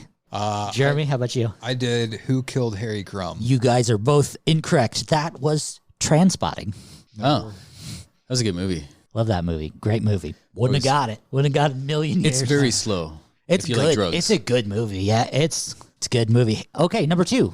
Willy Wonka. Okay, how about you, Jeremy? The Goonies. That is correct. It is The Goonies. All right, half point. You really put Willy Wonka? Yeah. You're so Dude, I've told you I haven't seen Willy Wonka. Okay, number 3, Justin. We're on 2 questions, and you're like, you're so bad. You are. Willy Wonka? Get out of here. Number 3? Yep. The sandwich. Like a club sandwich. Like a breakfast club sandwich. Attaboy. The Breakfast Club. Breakfast Club. See, he All changed right. his answers. He's writing it down right now. Look at him. Look at him. Look at him. Starring Okay, 4 we don't even have to do. Okay, yeah. I'm hoping so. You also. Space Sandwich. How about number 5? Justin, what do you got? Hold on. Let me change my answers with him, too. Titanic. Really? Yeah. That's really what you... God. That's what Let me see, just to make sure you're not fucking with This me. is Titanic. Let me see. Oh, I won't change my answer. I know I'm right. Okay, how about you? Jurassic Park. It is, in fact, Jurassic Park. That was my second. I'm close. They were both movies. How about number 6, Justin? What'd you get? Star Wars. Okay, how about you? Indiana Jones. That is Indiana Jones. Yes. Do you have dyslexia? No, because I was thinking about the last one while I'm filling or listening to the next one. And it's like, okay. How about number 7? Toys. Okay. How about you? Number 7. Terminator. It is Terminator. Oh, really? Well, toys is pretty much. I mean, it wasn't a human. It was something make- of a toy. They did make action figures for Terminator. Okay, number 8 was another tough one. Justin. Did you get that one? I am 99.9%. I got it. What did you get? Nope. What did you get? I'm reading it. No, I'm not falling for that. Oh, dude, I am the most honest person here. Nope. Oh, Land Before Time. Land Before Time is incorrect. Liar, liar. That is correct. Huh. Attaboy. See, you're getting all the Jim Carrey ones, and he's gonna All the one. okay. There's been one Jim Carrey. Well, there's You got another all one. the Jim Carrey one. All right. Number 9. I close my eyes. Dude, I couldn't think of the name. I put Bruce Willis Driller movie. I can't think of the name of it. While you were sleeping. Armageddon. Armageddon. Thank you. Thank you. Dreaming. I'm counting it because I had the right movie. Yeah, I'll give it to you. Yeah. I'll give it to you. If you would have said Ben Affleck, When Bruce Willis drills Ben Affleck. I'm in. Okay. Number 10. I feel like this is in a few movies, but I had Turner and Hooch. get the fuck out of Are here. you serious? Are you doing this on purpose for Are you really this bad? This is in a. Because I laughed at this because I said this as a joke before, Ferris Bueller's Day Off. Oh, yeah. Huh. But it's also in Turner and Hooch when he's like shaking his head. No, it's not. No, it's not. Yeah. It is not. Yeah, it's in there. What movies are you watching? These movies. Are you just inputting songs like, hey, remember when this was See, in I watched. Titanic? They changed the songs when you watch like the foreign version, so it's like, God dang. yeah. That's so crazy. Okay. This is humor. How about number 11? What did you get for 11? Miami Vice. That was a movie. You can't fault them on that. They did make it into a movie. Beverly Hills Cop. Yeah, I was on it. It's the same premise. It really was. How about for number 12? At this point, I just want to see how many Jeremy missed. The Jim Carrey movie. Batman. I got Batman. I just put Batman. Okay, that Batman counts. Forever. Okay, good. And if you miss this next one, Justin, I'm going to pee on you. I'm wearing the movie shirt. Fourth encounter, Ghostbusters. Yeah. Yep. All right, next one, 15. D Hard. Oh, we're on 14. D Hard for 14. Yeah, 14, D Hard. Did you get that? Is that what you got? 14? I put Gremlins. No. This fucking guy. This I don't get. Fucking man down. No. He even gave you a hint. I'm telling you. He said it was the greatest Christmas movie. I already had it down by then, but few on here, but okay. Wow. Okay, number 15. Loser has to take it. You've been losing. I don't think I got 15 right at all. I just put Avatar. Okay. I put Ferngully, which is Avatar. Pretty much. They both incorrect. It was Braveheart. It's the same thing. Actually incorrect. Yeah. It was, in fact, a completely different movie called Braveheart. How about 16? Al Aiden. Aladdin. This next one apparently Justin did not get. It's 17. I put Home Alone. Really? Do you really put Home Alone? I did. Back to the Future. That's right. All right. I think because around then I was still trying to figure out the name for number 9. You were going like this, and I thought you were doing Doc. That's why I was just like, and so I was going to start doing Marty. I was going to be like, so How's it do, Marty? I get a half a point for my impression. I'll allow that. All right. 18. I got Backdoor Bros. I mean, you're close. I took a swing with this one. Mrs. Doubtfire? Incorrect. It was Richie Rich. I just watched that movie not too long ago. 19. Justin, what do you got? The Never-Ending Story. Incorrect. E.T.? E.T. it is. And I just watched that last night. That's fucked up. Yeah, I did. My daughter really likes it. That's her movie right now. So. Going down the rails. And that was actually one of my favorite movies growing up. That was my favorite movie. Apparently, he just doesn't listen to any of the words or anything that comes out of it. I just like the picture. My oldest it's daughter. It's got an alien, I think, in it. I was getting something out of the fridge today, and Zora, my 5-year-old, she said something. She's like, "'Cause you're a penis breath." I'm like, "What? What did you say?" She's not wrong. Yeah, and then and I'm like, "Where did you get that from?" She's like, "E.T." I'm like, "Oh, don't say that. Don't say that." She pays more attention to E.T. than you do. I guess. Next What's time, that from? I'm calling my lifeline next time. All right. How about number 20? Number 2, Rocky. Incorrect. Rocky 4. Incorrect. Is it 3? Rocky 3. I was actually going to put 3, but then I didn't commit with the I couldn't think, and I'm like, I think it's the one with the Russian. No, it's number 3 with Mr. T. Oh, well. All right. 21. Please tell me you guys got that one. Mortal Wombat. Mortal Wombats. Mortal Kombat. Oh. Now you must die. Why am I circling these? Man, I got so many of these right. Yeah. Why? 22. Notebook. What's your answer over there? I said Schindler's List. It's hooked up. I mean, you're not too far off. How about you? I put The Notebook. The Notebook. It is Platoon. It's pretty much our movies combined. Yeah. Potato. 23. Dude, this one, this struggle. I struggled on this one. Yeah. It reeked of Tim Burton. I put Edward Scissorhands, but I know it's not it. Okay. Yeah, it's actually surprising what this one is. I said Critters. It is not Critters. It's Men in Black. Really? Yeah. That's not the theme song, though. So. I'm just go ahead and hopefully put that Jeremy got this one right. Justin, what do you got? The Beast of the Beast. What?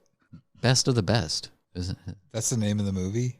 Yeah. Is that what you put for this movie? Yeah, that's the name of the movie. Isn't it? Oh, Oh no, okay. fuck. It's what's his name? What do you have written down? I have Best of the Best, but it's the Eric Roberts. No, yeah, that's Best of the Best. Yeah. Yeah, that's your answer? And Yeah. You are fucking shit. You're stupid. the worst of the worst. Karate Kid. Yeah, same thing. It's in the movie. You said Eric Roberts. Like, you're not getting that one back. The best of the. Hold on. What do you hear when you watch movies? What is it? What is the song? Mr. Mugachi. It's in the end tournament in Karate Kid when they do the little music montage. I'm pretty sure Best of the. That song is not in Best of the Best. Are you sure? I 100% promised you. Good Lord. I'm pretty sure it's in there. Gotta be.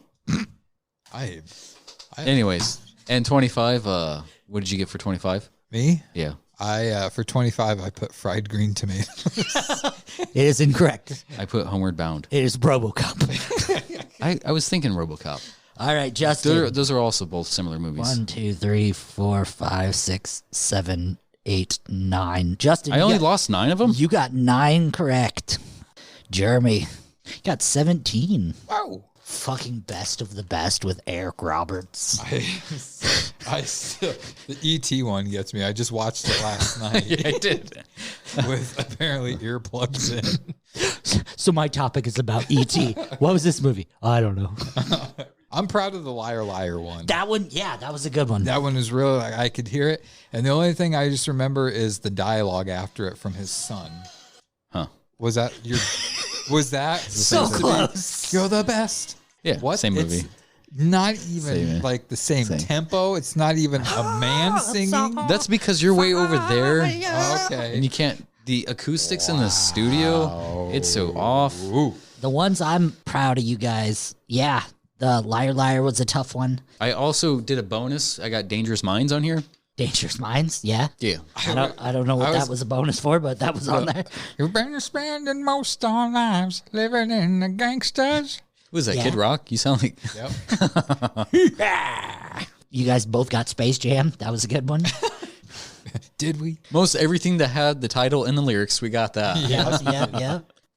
I'm glad I can help you. Thank you. I mean, Batman Forever, that one stumped me. Did it? Yeah. Really? Yeah, that was one of the Batmans I really didn't get into. I just remember the music video. That was the best one. That had Busta Rhymes in it. And Jim Carrey. Yeah. I don't well, know. it didn't have Busta Rhymes in it, but it had like this music video, like the put your hands so my eyes can see. I don't know what about a 5'7" chubby Jew makes you think that I would know a Busta Rhymes video. Come on. I kind of want to. He has some awesome videos. Next time we do this specific game, I think I want to take the reins and flip pick mode. out some stuff. Yeah, the big head mode. That was pretty. That was cool. fun. I like that. But no more games for at least an episode. No more games. Next episode, this non-game. I'm texting Jeremy. Lonnie's doing a game again. Well, that was good. So are we on to our main topic? Main event of the evening. So we all, for the most part, I would hope, remember what transpired on the date of September 11th, 2001, almost 20 years ago. We're a few days away from it. So I figured we would talk about that day. But before we get into discussion, I have a timeline here to give a little refresher course to people of what transpired that morning on September 11, 2001, which started out like any normal day would. So it all started at 5:45 a.m. Hijackers passed through security in Portland, Maine, and board a flight to Boston. 7:59 a.m. Flight 11 takes off from Boston for Los Angeles. 11 crew members, 76 passengers, and 5 hijackers on board. 8:15 a.m. Flight 175 takes off from Boston for Los Angeles. 9 crew members, 51 passengers, and 5 hijackers on board. 8:19 a.m. Flight 11, crew members alert ground personnel that a hijacking is underway. Shortly before, one hijacker stabbed passenger Daniel Lewin, who was seated in front of him. 8:20 a.m. American Airlines Flight 77 en route to Los Angeles takes off from Washington, D.C. 6 crew members, 53 passengers, and 5 hijackers on board. 8:24 a.m. Attempting to communicate with passengers, a hijacker contacts air traffic control, unwittingly alerting controllers to the attacks. 8:37 a.m. Boston Air Traffic Control alerts the military. Air National Guard jets in Massachusetts are mobilized to follow Flight 11. 8:42 a.m. San Francisco bound United Airlines Flight 93 takes off at Newark following a delay. 7 crew members, 33 passengers, and 4 hijackers on board. 8:46 a.m. Flight 11 crashes into floors 93 through 99 of the North Tower of the World Trade Center. 8:50 a.m. President George W. Bush is alerted. 8:55 a.m. The South Tower at World Trade Center is declared secure. 8:59 a.m. Port Authority police order the evacuation of both towers. A minute later, the order is expanded to the entire World Trade Center complex. 9 a.m. A flight attendant aboard Flight 175 alerts air traffic control that a hijacking is underway. 9:03 a.m. Flight 175 crashes into floors 77 through 85 of the South Tower. 9:05 a.m. President Bush learns that the second plane has crashed into the World Trade Center. Also, Flight 77 passenger Barbara Olson calls her husband, U.S. Solicitor General Theodore Olson, who alerts other federal officials of the hijacking. 9:37 a.m. American Airlines Flight 77 crashes into the Pentagon. The crash and fire killed 59 on the plane and 125 on the ground. 9:42 a.m. The FAA grounds all flights. 9:45 a.m. The White House and U.S. Capitol are evacuated. 9:59 a.m. The South Tower collapses in 10 seconds after burning for 56 minutes. More than 800 people in and around the building are killed. 10:03 a.m. United Airlines Flight 93 crashes near Shanksville, Pennsylvania after passengers and crew storm the cockpit. 40 passengers and crew on board perish. 10:15 a.m. The Pentagon's outer ring collapses. 10:28 a.m. The North Tower collapses after burning for 102 minutes. More than 1,600 in or around the building are killed. 11:02 a.m. New York City Mayor Rudy Giuliani orders the evacuation of Lower Manhattan. And finally, at 5:20 p.m., after burning for hours, 7 World Trade Center collapses. There are no casualties from that one. So that's what happened that crazy day. I don't even know the words to describe it, but I guess I kind of want to start off with like, how old were we when that happened? Where were we when it happened? What do you remember from that day? Lonnie, we can start with you. Let me see, 2001, I would have been a sophomore in high school, which I think we're all pretty much around that same age. You would have been a junior. I would have been a sophomore. I was a senior. You were a senior. Okay, yes. Then I was a freshman. You graduated in 2002. Mm-hmm. So I would have been a junior then. Yes. Okay, so you would have been a sophomore. I probably was a freshman again. A freshman again? Yeah. Okay. So I remember that day very thoroughly because I stayed home from school sick that day. I woke up super ill, just puking my guts up from the night before. My mom was always that super strict parent about, you know, make sure if you're sick, you're sick. And I woke up that morning super early and I was like, I really am sick. This isn't a fake thing. I'm sick. She's like, okay, go back to bed. She's like, I'll wake you up before I go to work. I woke up naturally without her waking me up and I wandered into the living room and she's sitting in the chair just with like kind of tears streaming down her cheeks, but just in that like my eyes have been open for so long in shock. And I remember sitting down next to her in the couch watching as the first tower fell, just being like, what happened? And she kind of explained a little bit and just thinking like, well, I'm too young for this to be happening. My brain can't comprehend this. Because at that time I was like thinking you're an anarchist and thinking you want the world to explode and everything to change. But when it does, you're like, oh, I might talk a big game, but you're called out on your bluff. Yeah, I'm not ready for this to actually happen. And from being in bands and traveling quite a bit, I instantly jumped on the phone, jumped on the internet, was checking with my friends who lived on that side of the country, being like, are you guys safe? Are you away from it? How are things there? And I could get a hold of most everybody, but a lot of the communications there were instantly down or instantly plugged up. And so a lot of them I didn't hear. So I was kind of sick, worrying about them. And then from being in a small town and being in kind of a redneck community, that instant, like there's patriotism and then there is blind patriotism, which is, I think, is what a lot of the country went into, is that blind ignorance patriotism.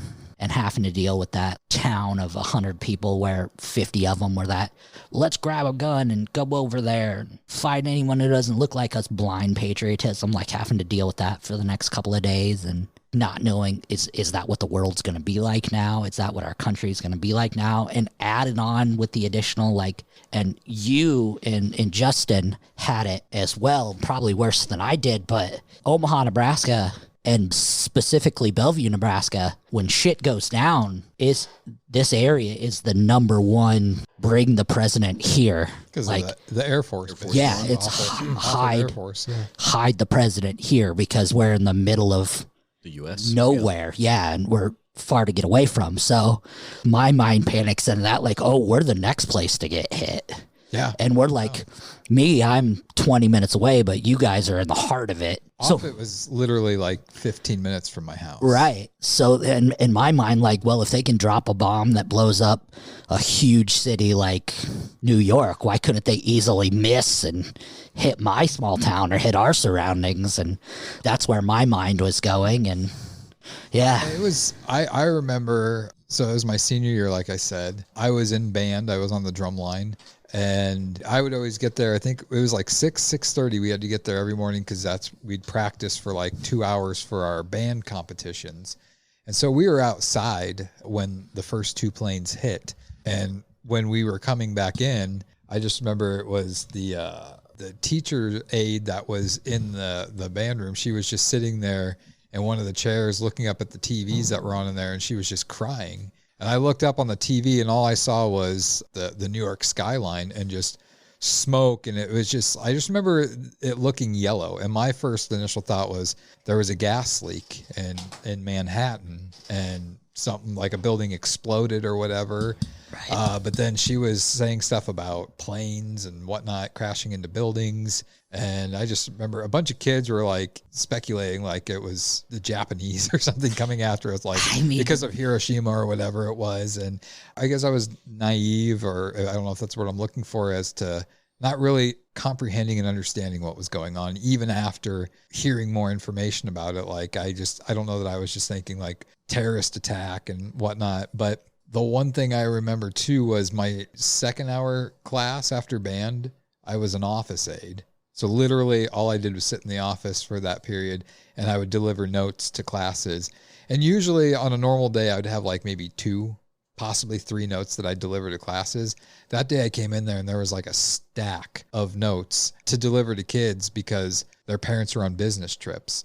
And I remember going into classrooms and like girls and some guys were just like crying because they thought that it was their parents' plane or whatever. Right. And it was nice. All the notes that I gave were to say, hey, your parents are safe. They were not in the air at the time, or their plane was not the target. But it was such an eerie day after that because I had early release and so did my buddy. And I don't know if my car was in the shop at the time, but I remember my dad picked us up from school and he had a pickup truck, and this is back when you could actually sit in the back of the bed of a truck. And so we sat back there driving home, and it was just the craziest thing because there was no traffic in the air.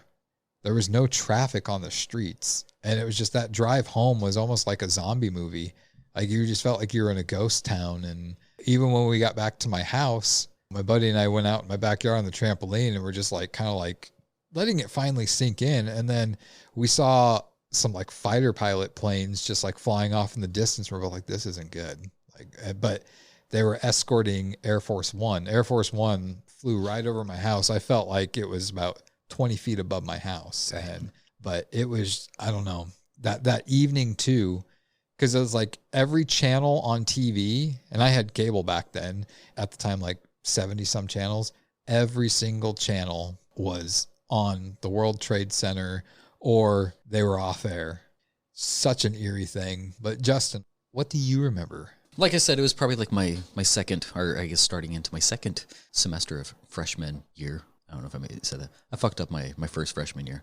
I was 16 at that time, and I was in first period.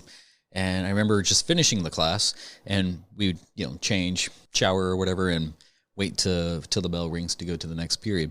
And the coach or the gym teacher, I mean, he had his TV on, and a lot of the other students were crowding by the door.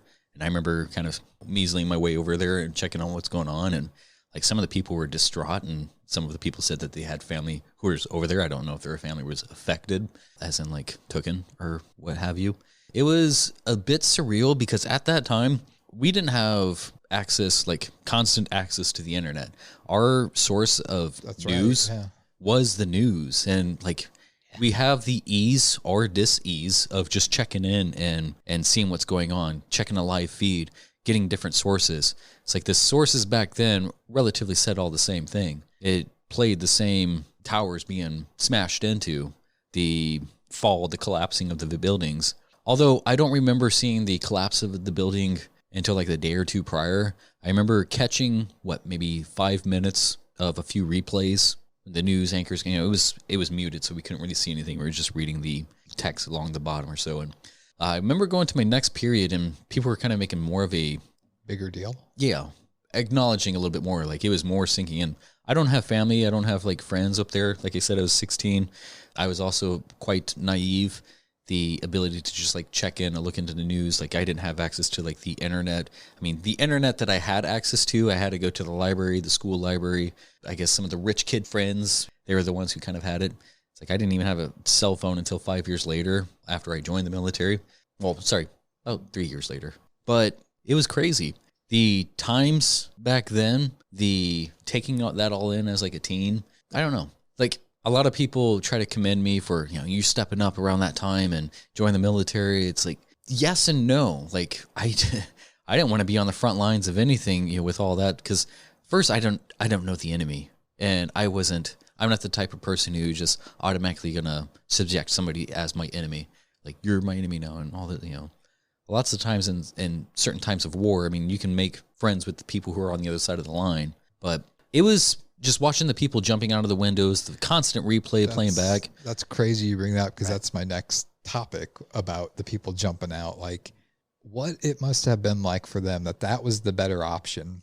Well, and you got to think that 10-story fall, there's a 3% chance is better than a 0% chance. Yeah, it's like, you're going to go burning or that instant pancake. But I mean, I'm sure it is the better option, but it's still, I mean, it's gutsy. That's a long way to realize. I mean, you're falling for a good 10, 15 seconds. It's more instinct. I don't think you think about shit like that. It's like being in places where, I don't know have you ever been in a fire? And like whatever you want to do just to get out of there, it's fight or flight. Like you want to just go. Like you can't feel yourself breathing. So it's like, just get out somewhere. Even though the fear of heights or falling, or it's nothing like feeling your body already burning, even though it's not that close to the flame just yet. But well, I mean, there's some where it's just like they didn't jump. They were kind of like dangling there, and then they just hang and drop, lost grip, or they did just let go. And the people that were down low, like there's plenty of videos I've watched on this, just 9/11 in general, not just people jumping, but the people down below that are watching the people. And I mean, I've heard the sound effects of them like hitting the ground, and what it must have been like to be down in Lower Manhattan that day. There's a documentary that I have at home. It was a National Geographic one about it. Pretty good one that explains things in detail. And when it gets to the part about jumpers and they're interviewing some of the firefighters that were able to survive it, they can't even finish talking because they just start choking up about it. And I don't know, there's that one famous picture of I don't know if it's the Running Man or whatever, where it's one of the jumpers and he's upside down and he just hands are at his side, and just, it's weird to say this, but he looks like he's just at peace. I mean, like he's accepting. Or just anticipating the impact. Well, and something. What a lot of people don't understand about a lot of the New York City and a lot of the boroughs departments and a lot of the Staten Island fire departments and whatnot is 35%, and that might be an egregious number, are paid. Like the other 65% of those people are all volunteer.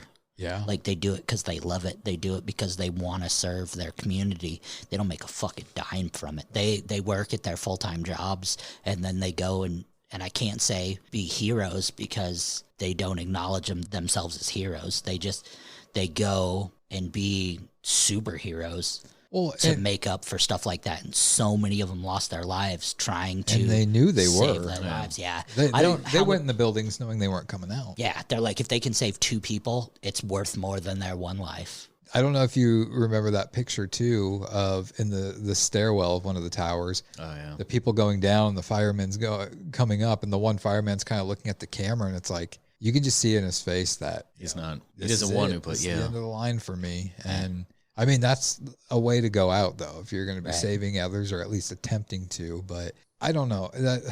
Let's talk about like how have things changed because of 9/11? I think the immediate response is like the locals that we do have that are Middle Eastern. It really sucked for them because they were targeted. It's like they still are. Yeah. Well, yeah. Right. It's like you look any sort of Middle Eastern, Syrian, Iranian, like even no matter how long they've been here, even if they were raised as babies or so here, it's like they're not the enemy. Yeah. But there was like a lot of Americans who were actually going online, checking out like the ISIS websites and trying to get themselves jumped into ISIS because of whatever. All right. But yeah. Well, I look at like the airports alone. Oh, yeah. Before 9/11, it's just weird to think about it. It's like smoking planes. You could smoke in planes. Anybody could go to the gates with people. Cause I mean, that was what we did when we were younger and like a family member was going on vacation. We'd all sit with them and kind of wave from the plane. And then once they board, you're waving as the plane backs off and stuff. You can't do that. I don't remember security even being a thing. Like, did you even have to put your bags through anything? June 2001, me and my buddy, his girlfriend broke up with him, and he was kind of going through a mental breakdown. And we jumped on a plane with our guitars, with a backpack and a couple acoustic guitars. Went to North Carolina for the day and flew back because tickets were like $100. And we flew back that same day with nothing in our bags and a couple acoustic guitars. Did they even check your bags? Nope. See, that's the thing I don't remember. Like, I can't even remember we what had it was carry-ons. They put them on the thing that went through. Yeah. We went and sat in the airport for like 3 hours and then jumped back on the plane and flew back. Like, that's the kind of way it used to be. And to think that was a couple months prior to...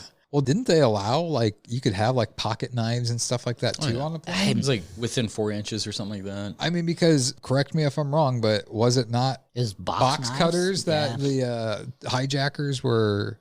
And, like, you know, it's easy for me to sit here when I was not in the situation, but it's like, in my mind, I'm just like, how did you not... if somebody held a box cutter to me, yeah, I know I'm going to probably get cut, but it's like, am I going to fear for my life? No. I mean, that's one of the questions. Like, what would you do if you were on a plane that was hijacked like that? I mean, again, not knowing what it was like, because nobody knows what it was really like on that plane. I think a lot of people who even try to answer that, what would you do? This is what I would do. It's like, you don't know until it actually happens. Right. I feel like I would have been on that plane that took over and crashed in Shanksville, Pennsylvania. Even if you were 5 hijackers, technically 3, because 2 of them stormed the cockpit and killed the pilots. So there's 3 of them left out there. They're not armed with guns or anything like that. I don't know. I've heard things about, like, possibly they had tear gas or something, which I don't know. But I just feel like if something like that's happening, you know, if you're going to die anyways, fucking at least try to go out in a blaze of glory. I mean, I look at the pictures of the hijackers and I'm like, they look as scrawny as me.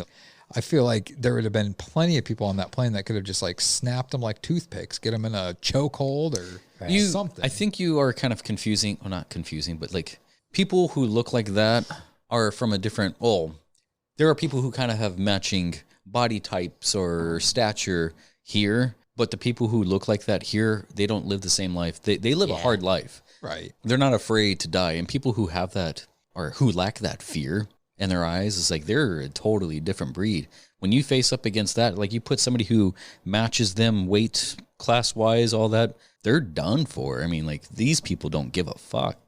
Yeah, I know. And again, I can't stress enough. I'm not saying that the people in the planes that were hijacked like didn't do the right thing, and I don't know the situation, and I'm sure we unfortunately never will. Yeah. I mean, all you have is that black box recording of, which I was going to send you the audio clips from some of those things because they're on YouTube, of like when the terrorist thought he was talking to everybody in the plane, but he accidentally clicked over to air traffic control, and he's like, just calm down, everything going to be all right or whatever. And it's just, I don't know. The whole thing is just, and the thing, I think it started back in 1993, the planning from bin Laden. Yeah, to do these attacks, and which we supplied them with the weapons and all that. Yeah, so. Which that's kind of like, I'm kind of jumping all over the place here with things, but might as well. But you know, there's some conspiracies that go along with this.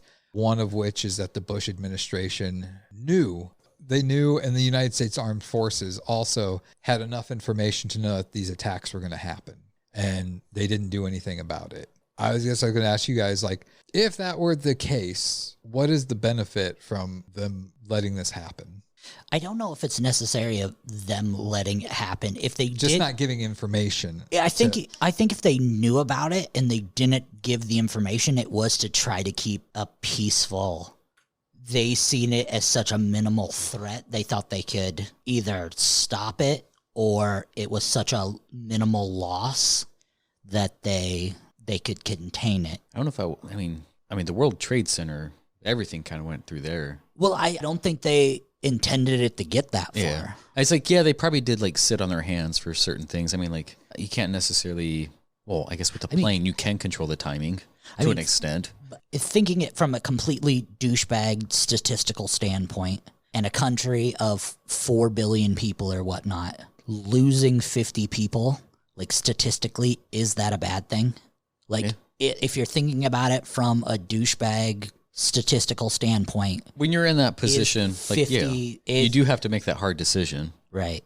But yeah, it was a lot more than 50. So it became a lot more than 50, yeah. Playing like the devil's advocate here. So say they had all this information. How does the United States prepare or try to ward off an attack like this? Like what could they have done to try to do it? Because at the time, thinking back, we could have harsher security things at airports, but back then people would have been like, what the fuck? Why do we have to do all this? I don't think that the United States people would have wanted to cooperate. Well, they don't, because it's an infringement of certain freedoms that was more of a... I'm sick of people using that. I mean, it's more of a... It's not a right to fly. I mean, it's more a choice. It's a... What's the word I'm looking for? It's a privilege. Privilege. It's more of a privilege. It's like, to operate a vehicle, you need a license. Yeah. To get on a subway, you need like a ticket or some sort of fare. Like, you're still paying for it, but you should abide by whatever they set for you to ride. A store clerk can refuse your service. Yeah. Absolutely, yeah. So an airline can also refuse your service, no matter if you've already paid or are trying to. Right. But again, I go back to the question, what are things that they could have done to try to prevent this? I think they could have handled it better internally. Like, I think they could have done more on the inside from like an FBI or CIA level, tracked more of the ticket sales on who is buying these tickets, where are they coming from, who is using these tickets. Because even back in that day, the flight records, they did happen. And there was still lots of, you knew who was getting on flights. You knew who was buying the tickets. You knew who was selling the tickets. So you could track them and just have more marshals on planes. Even if there's 5 guys with box cutters, I think 2 federal marshals on a plane. And that's not an obscene request. But how many planes are there? How many flights take off per day if you're putting 2 U.S. Marshals on every plane? That's a lot of work. And I also think, too, back to your thing about tracking where the tickets are coming from. If I'm remembering this correctly, all the hijackers were U.S. citizens. I thought they had been over here for a while. Because, I mean, they were taking classes. Like, they went to universities to learn how to fly planes and stuff. They were blending in with society. So what was that? It wasn't like they were buying tickets over in Afghanistan or wherever. But I don't know. I feel like on Iraqi kayak. Whether the whole thing with the Bush administration knowing things is true or not, wasn't this one where they came in and told him and he was just reading kids' stories and yes, yeah. Well, he was reading kids' stories, but George W.'s story changed because he was in the classroom reading to kids or watching kids being read to when both planes hit. And he was told after the first one, and then after the second one hit, there's that video of him where it's just like the guy whispers in his ear and then he sits back and you can tell that his body's there, but his mind is elsewhere. But later on, George W. Bush in an interview says that he was told the first plane hit.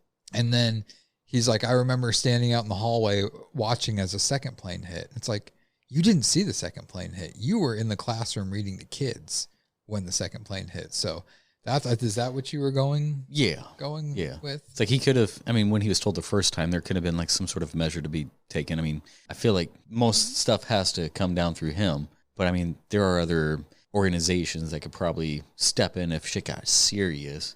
It's like there's a lot of organizations. I mean, we know like FBI, CIA, but are there others? There's others. There's a lot more. Yeah. But, I got a number, 27,000 flights per day.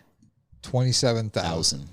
So that's 50. Over 50,000. 54,000. That's just commercial flights, major and regional airlines. Man, I think a solution could have been and could still be a thing, although I don't really think hijackings are much of a problem these days. Cryo sleep. But yeah.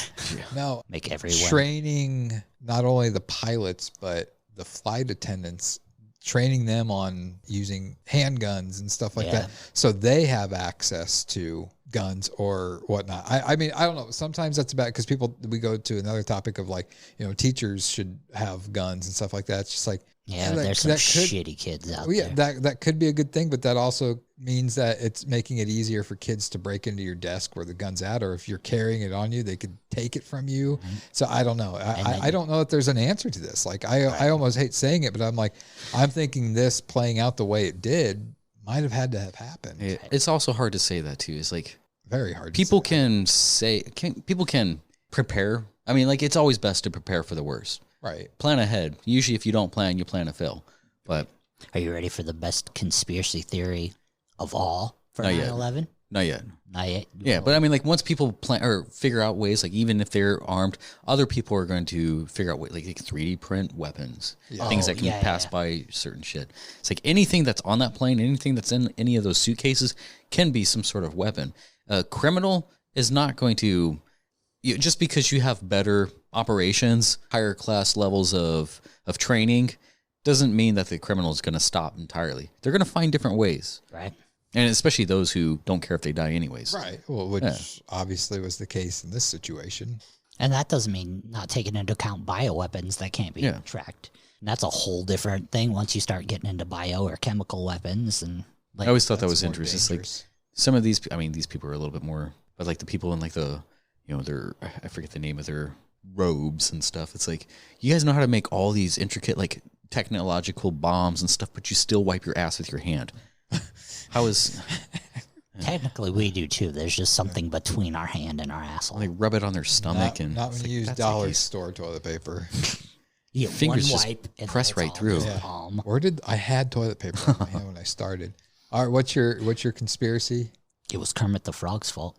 This should be stunning. Why? It was. So, in A Very Muppet Christmas, 2002's TV film, It's a Very Muppet Christmas, when Kermit the Frog is in Manhattan, he is in Manhattan and he wishes he was never born. And they do a flashback scene of what it would have been like if Kermit was never born.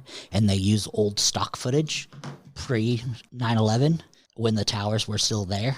And they forgot to edit them out. So in the flashback scene of a 2002 movie, they used footage from pre 9/11 with the towers still there. So in a world where Kermit the Frog didn't exist, the Twin Towers were still there. So it's Kermit's fault. So something in Kermit's life. Well, they did that with Spider-Man too, but then they did come back and edit it. Because wasn't there going to be like, there was a spider web between two towers or something? I think that was in the trailer, but it wasn't in the movie. Yikes. We all know System of a Down. Their Toxicity album, Chop Suey, that came out after 9/11, but in the song Chop Suey, when it says, wake up, grab a brush and put a little makeup, in the background you hear somebody say 9/11. It was before 9/11 happened. And the people say the lyrics to that song kind of make sense to the events that transpired that day. So you have to go back and listen to that song. And I feel like you're hearing what you want to hear with that. No, because my buddy at the time when that happened, he was pretty good with sound mixing and stuff like that. And he took it, and I mean, he cut out everything except for that background thing. And I mean, it's clear as day. It says 9/11. Like he didn't say anything else. It was 9/11. Is it, you sure it's not the one he wanted to? Not that one? Yeah, it's that one. It's not. But no, not that you want it to. It's in the background. Huh.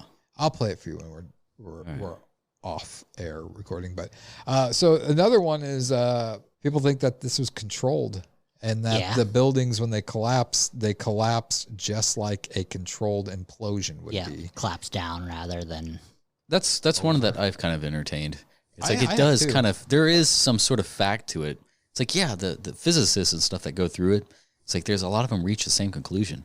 Like, well, it makes sense. It really does. And there's even like flashes before it happens, which, I mean, I don't know how a building like that's on fire. I mean, that could be electrical things exploding inside. I don't know. But I mean, and it is because no other buildings were really damaged when that happened. It's like it fell straight down. The two Twin Towers and then World Trade Center 7 or whatever it was, they all just fell perfectly. I don't understand the concept behind that one. The thing I didn't understand is like the Pentagon, there was like the debris that was not there, gone. It's like it just happened, but where is it? They didn't find any traces of a plane with that one. And there's really no footage of it either. Right. And that's the thing too. Like 2001, we were getting there with the tech stuff. It's not as tech savvy as we are nowadays, but why was all the surveillance footage, especially at the Pentagon? It's the Pentagon. Right. And we have one camera, one security camera outside that's like the shittiest quality. That's all we have. We don't have there. You can't tell me that there's not like hundreds of cameras on that property to where we could have seen something else, like a plane approaching or anything. But I don't know. I'm not one that believes that 9/11 was any kind of real conspiracy. I think it was terrorist. They wanted to send a message and take lives, and they fucking did. It's always an unfortunate event.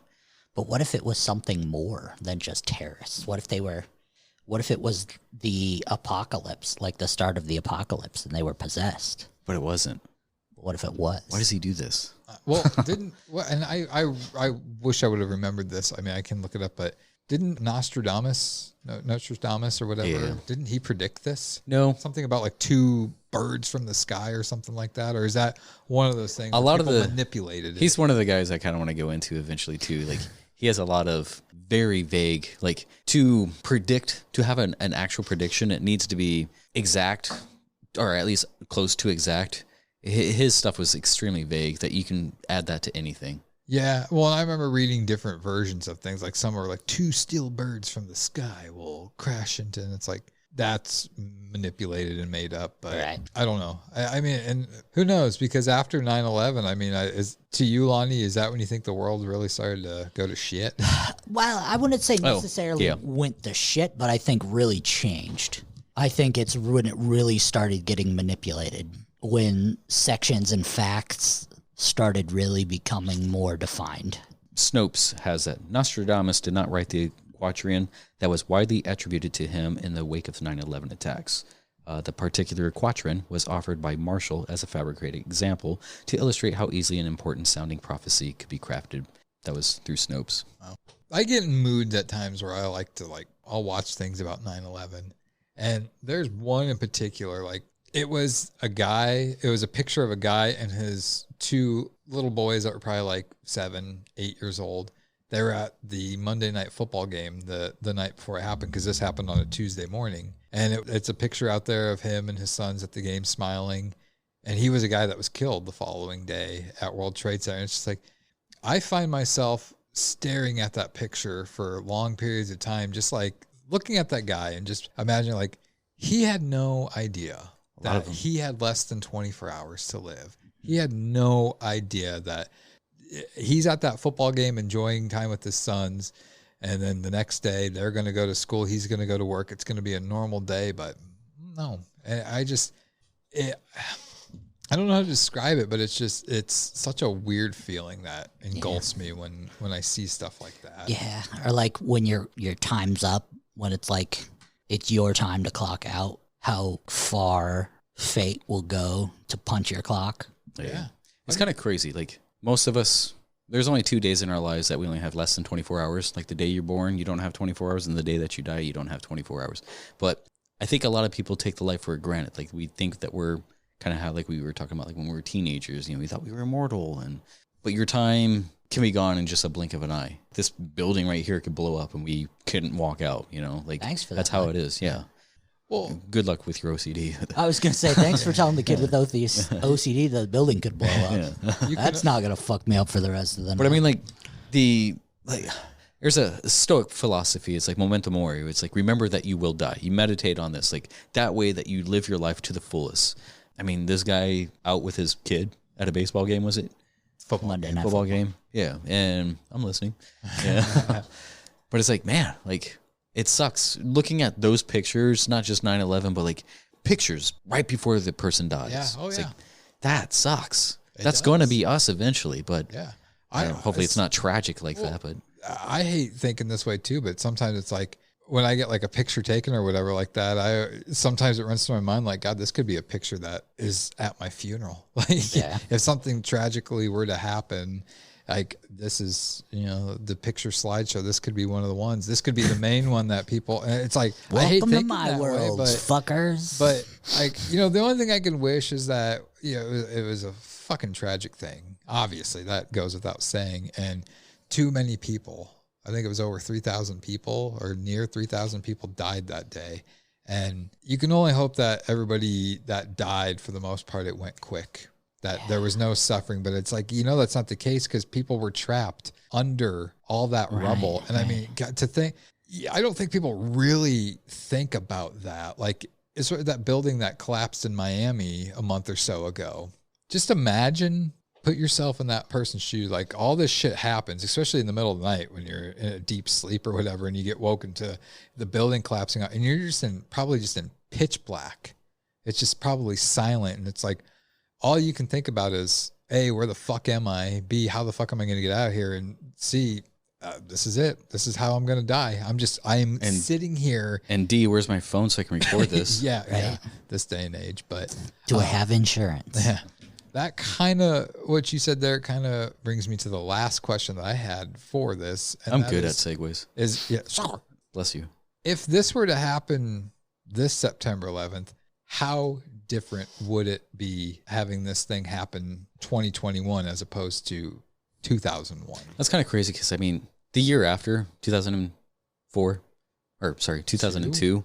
Jesus. Yeah. I was adding a few years. 2002, like, everybody was so anxious, like expecting something to happen on 9/11. It's like, do you really think they're going to do something on the anniversary? Yeah. It's like that. They're looking for, I think they understand that. But this day and age with the advancements in technology, and not only that, but the social climate of how people are. Ooh.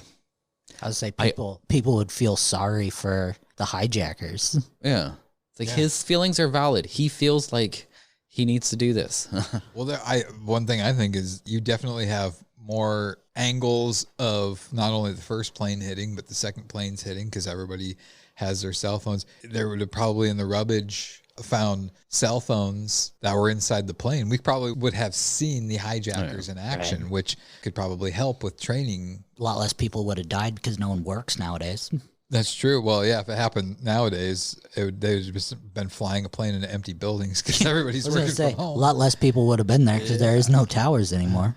I mean, I don't know. I think it would have made it probably easier for the hijackers because, hiding their faces because you're required to wear masks on plane now and whatnot. But all jokes aside, though, with how pro-gun and pro-rights America is, well, one, I don't think anyone going onto a plane with a box knife is going to be able to survive, like I said. Like you said earlier, like a box knife is not intimidating nowadays. True. But also, if you tried to restrict a lot of the freedoms that we had restricted on us back in 2001, 2002, people would lose their fucking minds. Like, try telling someone who refuses to wear a mask that they're not allowed to leave their house for a month and a half and watch what happens. Yeah. We already seen that. We like to destroy our own. I do. One place I want to visit before I die is Ground Zero. Ground Zero. Yeah. I've never been to New York in general, but Ground Zero. Our friend John. Yeah, he just had some pics not too long ago, and he did video there too, and it was actually right before his movie podcast. Yeah, but it looks so with his video. The World Trade Centers were not very big width-wise. Like they look like very small. I think they were smaller than Woodman, weren't they? I feel like it. With a lot of that stuff, they do dress it up like Mount Rushmore. Look at the downtown Omaha climate. Like, look at the postcards on that. It's like, it makes it look huge. Yeah, they're big, but they're not like grandiose like how postcards would put them. And I also I know there's several of them, but I think there's another one in New York, but it's the museum that has pieces of planes, cars that were crushed, pieces of the building, just so much stuff from that day. And it's like, I feel like that would probably be the most interesting exhibit to go to. I would probably spend all day in there just staring at everything for, like I said about the picture with the dad and his sons, like just imagining that piece and like where that was that day. Early that morning, that was just a normal day. And now, like, it's just such a weird feelings that I have with this. And hopefully we never have to go through anything like that massive again when it comes to like a terrorist attack. I hate saying it, but I'm sure that's not going to be an option. I'm sure something's being planned. And right. Well, and if you think about it, that was had a huge effect on us here in the United States, but in other countries, things like that happen daily. That's true. Like That's true. it's things that happen on the Gaza Strip, the fighting there. I feel like I hear about that weekly, monthly. That's just part of their lives, unfortunately. And we're lucky enough that we don't see the fighting and we don't see the war on our homeland. But yeah, we are a very pampered country, and I don't think a lot of people realize that. So you're missing out on a lot. Like, get outside of your state, get outside of your country, and just see the world for actually what it is. It's like you would probably reevaluate a lot of your pressing values. Right. Well, I think we should wrap this up here. I mean, it's, we got the 20th anniversary coming up here in a few days. I would say, one thing to take from this is that life is definitely fragile when an event like this happens. I always make it a point to tell my family that I love them when I leave. And I think it's important that everybody should, because kind of like you said, Justin, I mean, this building could implode, explode. I could get again the second I pull out of the parking lot here, I could get T-boned and killed. I mean, there's no controlling, like, nobody knows. We have no idea what's in that fucking box. Yeah, that too. But take life and stuff seriously. Say goodbye to your family every day. Tell them you love them. Wear a fucking mask. Yeah, wear a mask. And yeah. So anyways, that's what we're going to talk about for that. Also, our number one listener, my sister Stacy, her birthday is September 11th. So happy early birthday, Stacy, or probably late birthday, because I think you're about a few episodes behind. So. My ex-fiance, her birthday was 9/11, and her mom's birthday was also 9/11. Nice.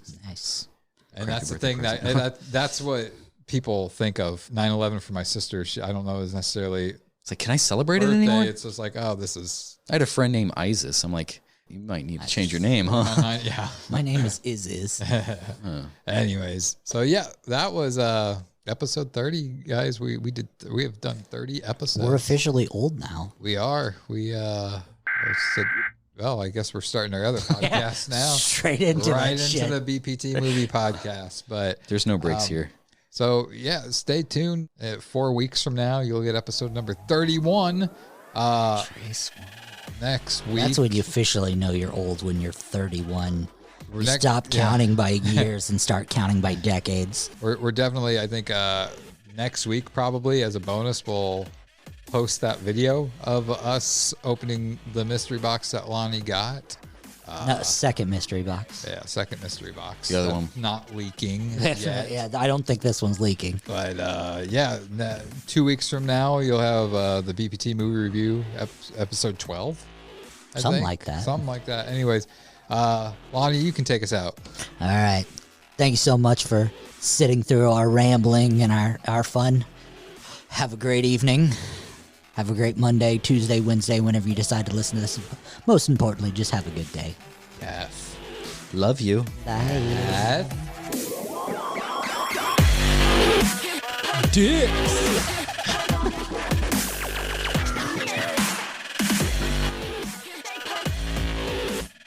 Thanks for listening to this week's episode. Join us next time for more absurdity that only the guys from the Boundless PodTrap can bring you.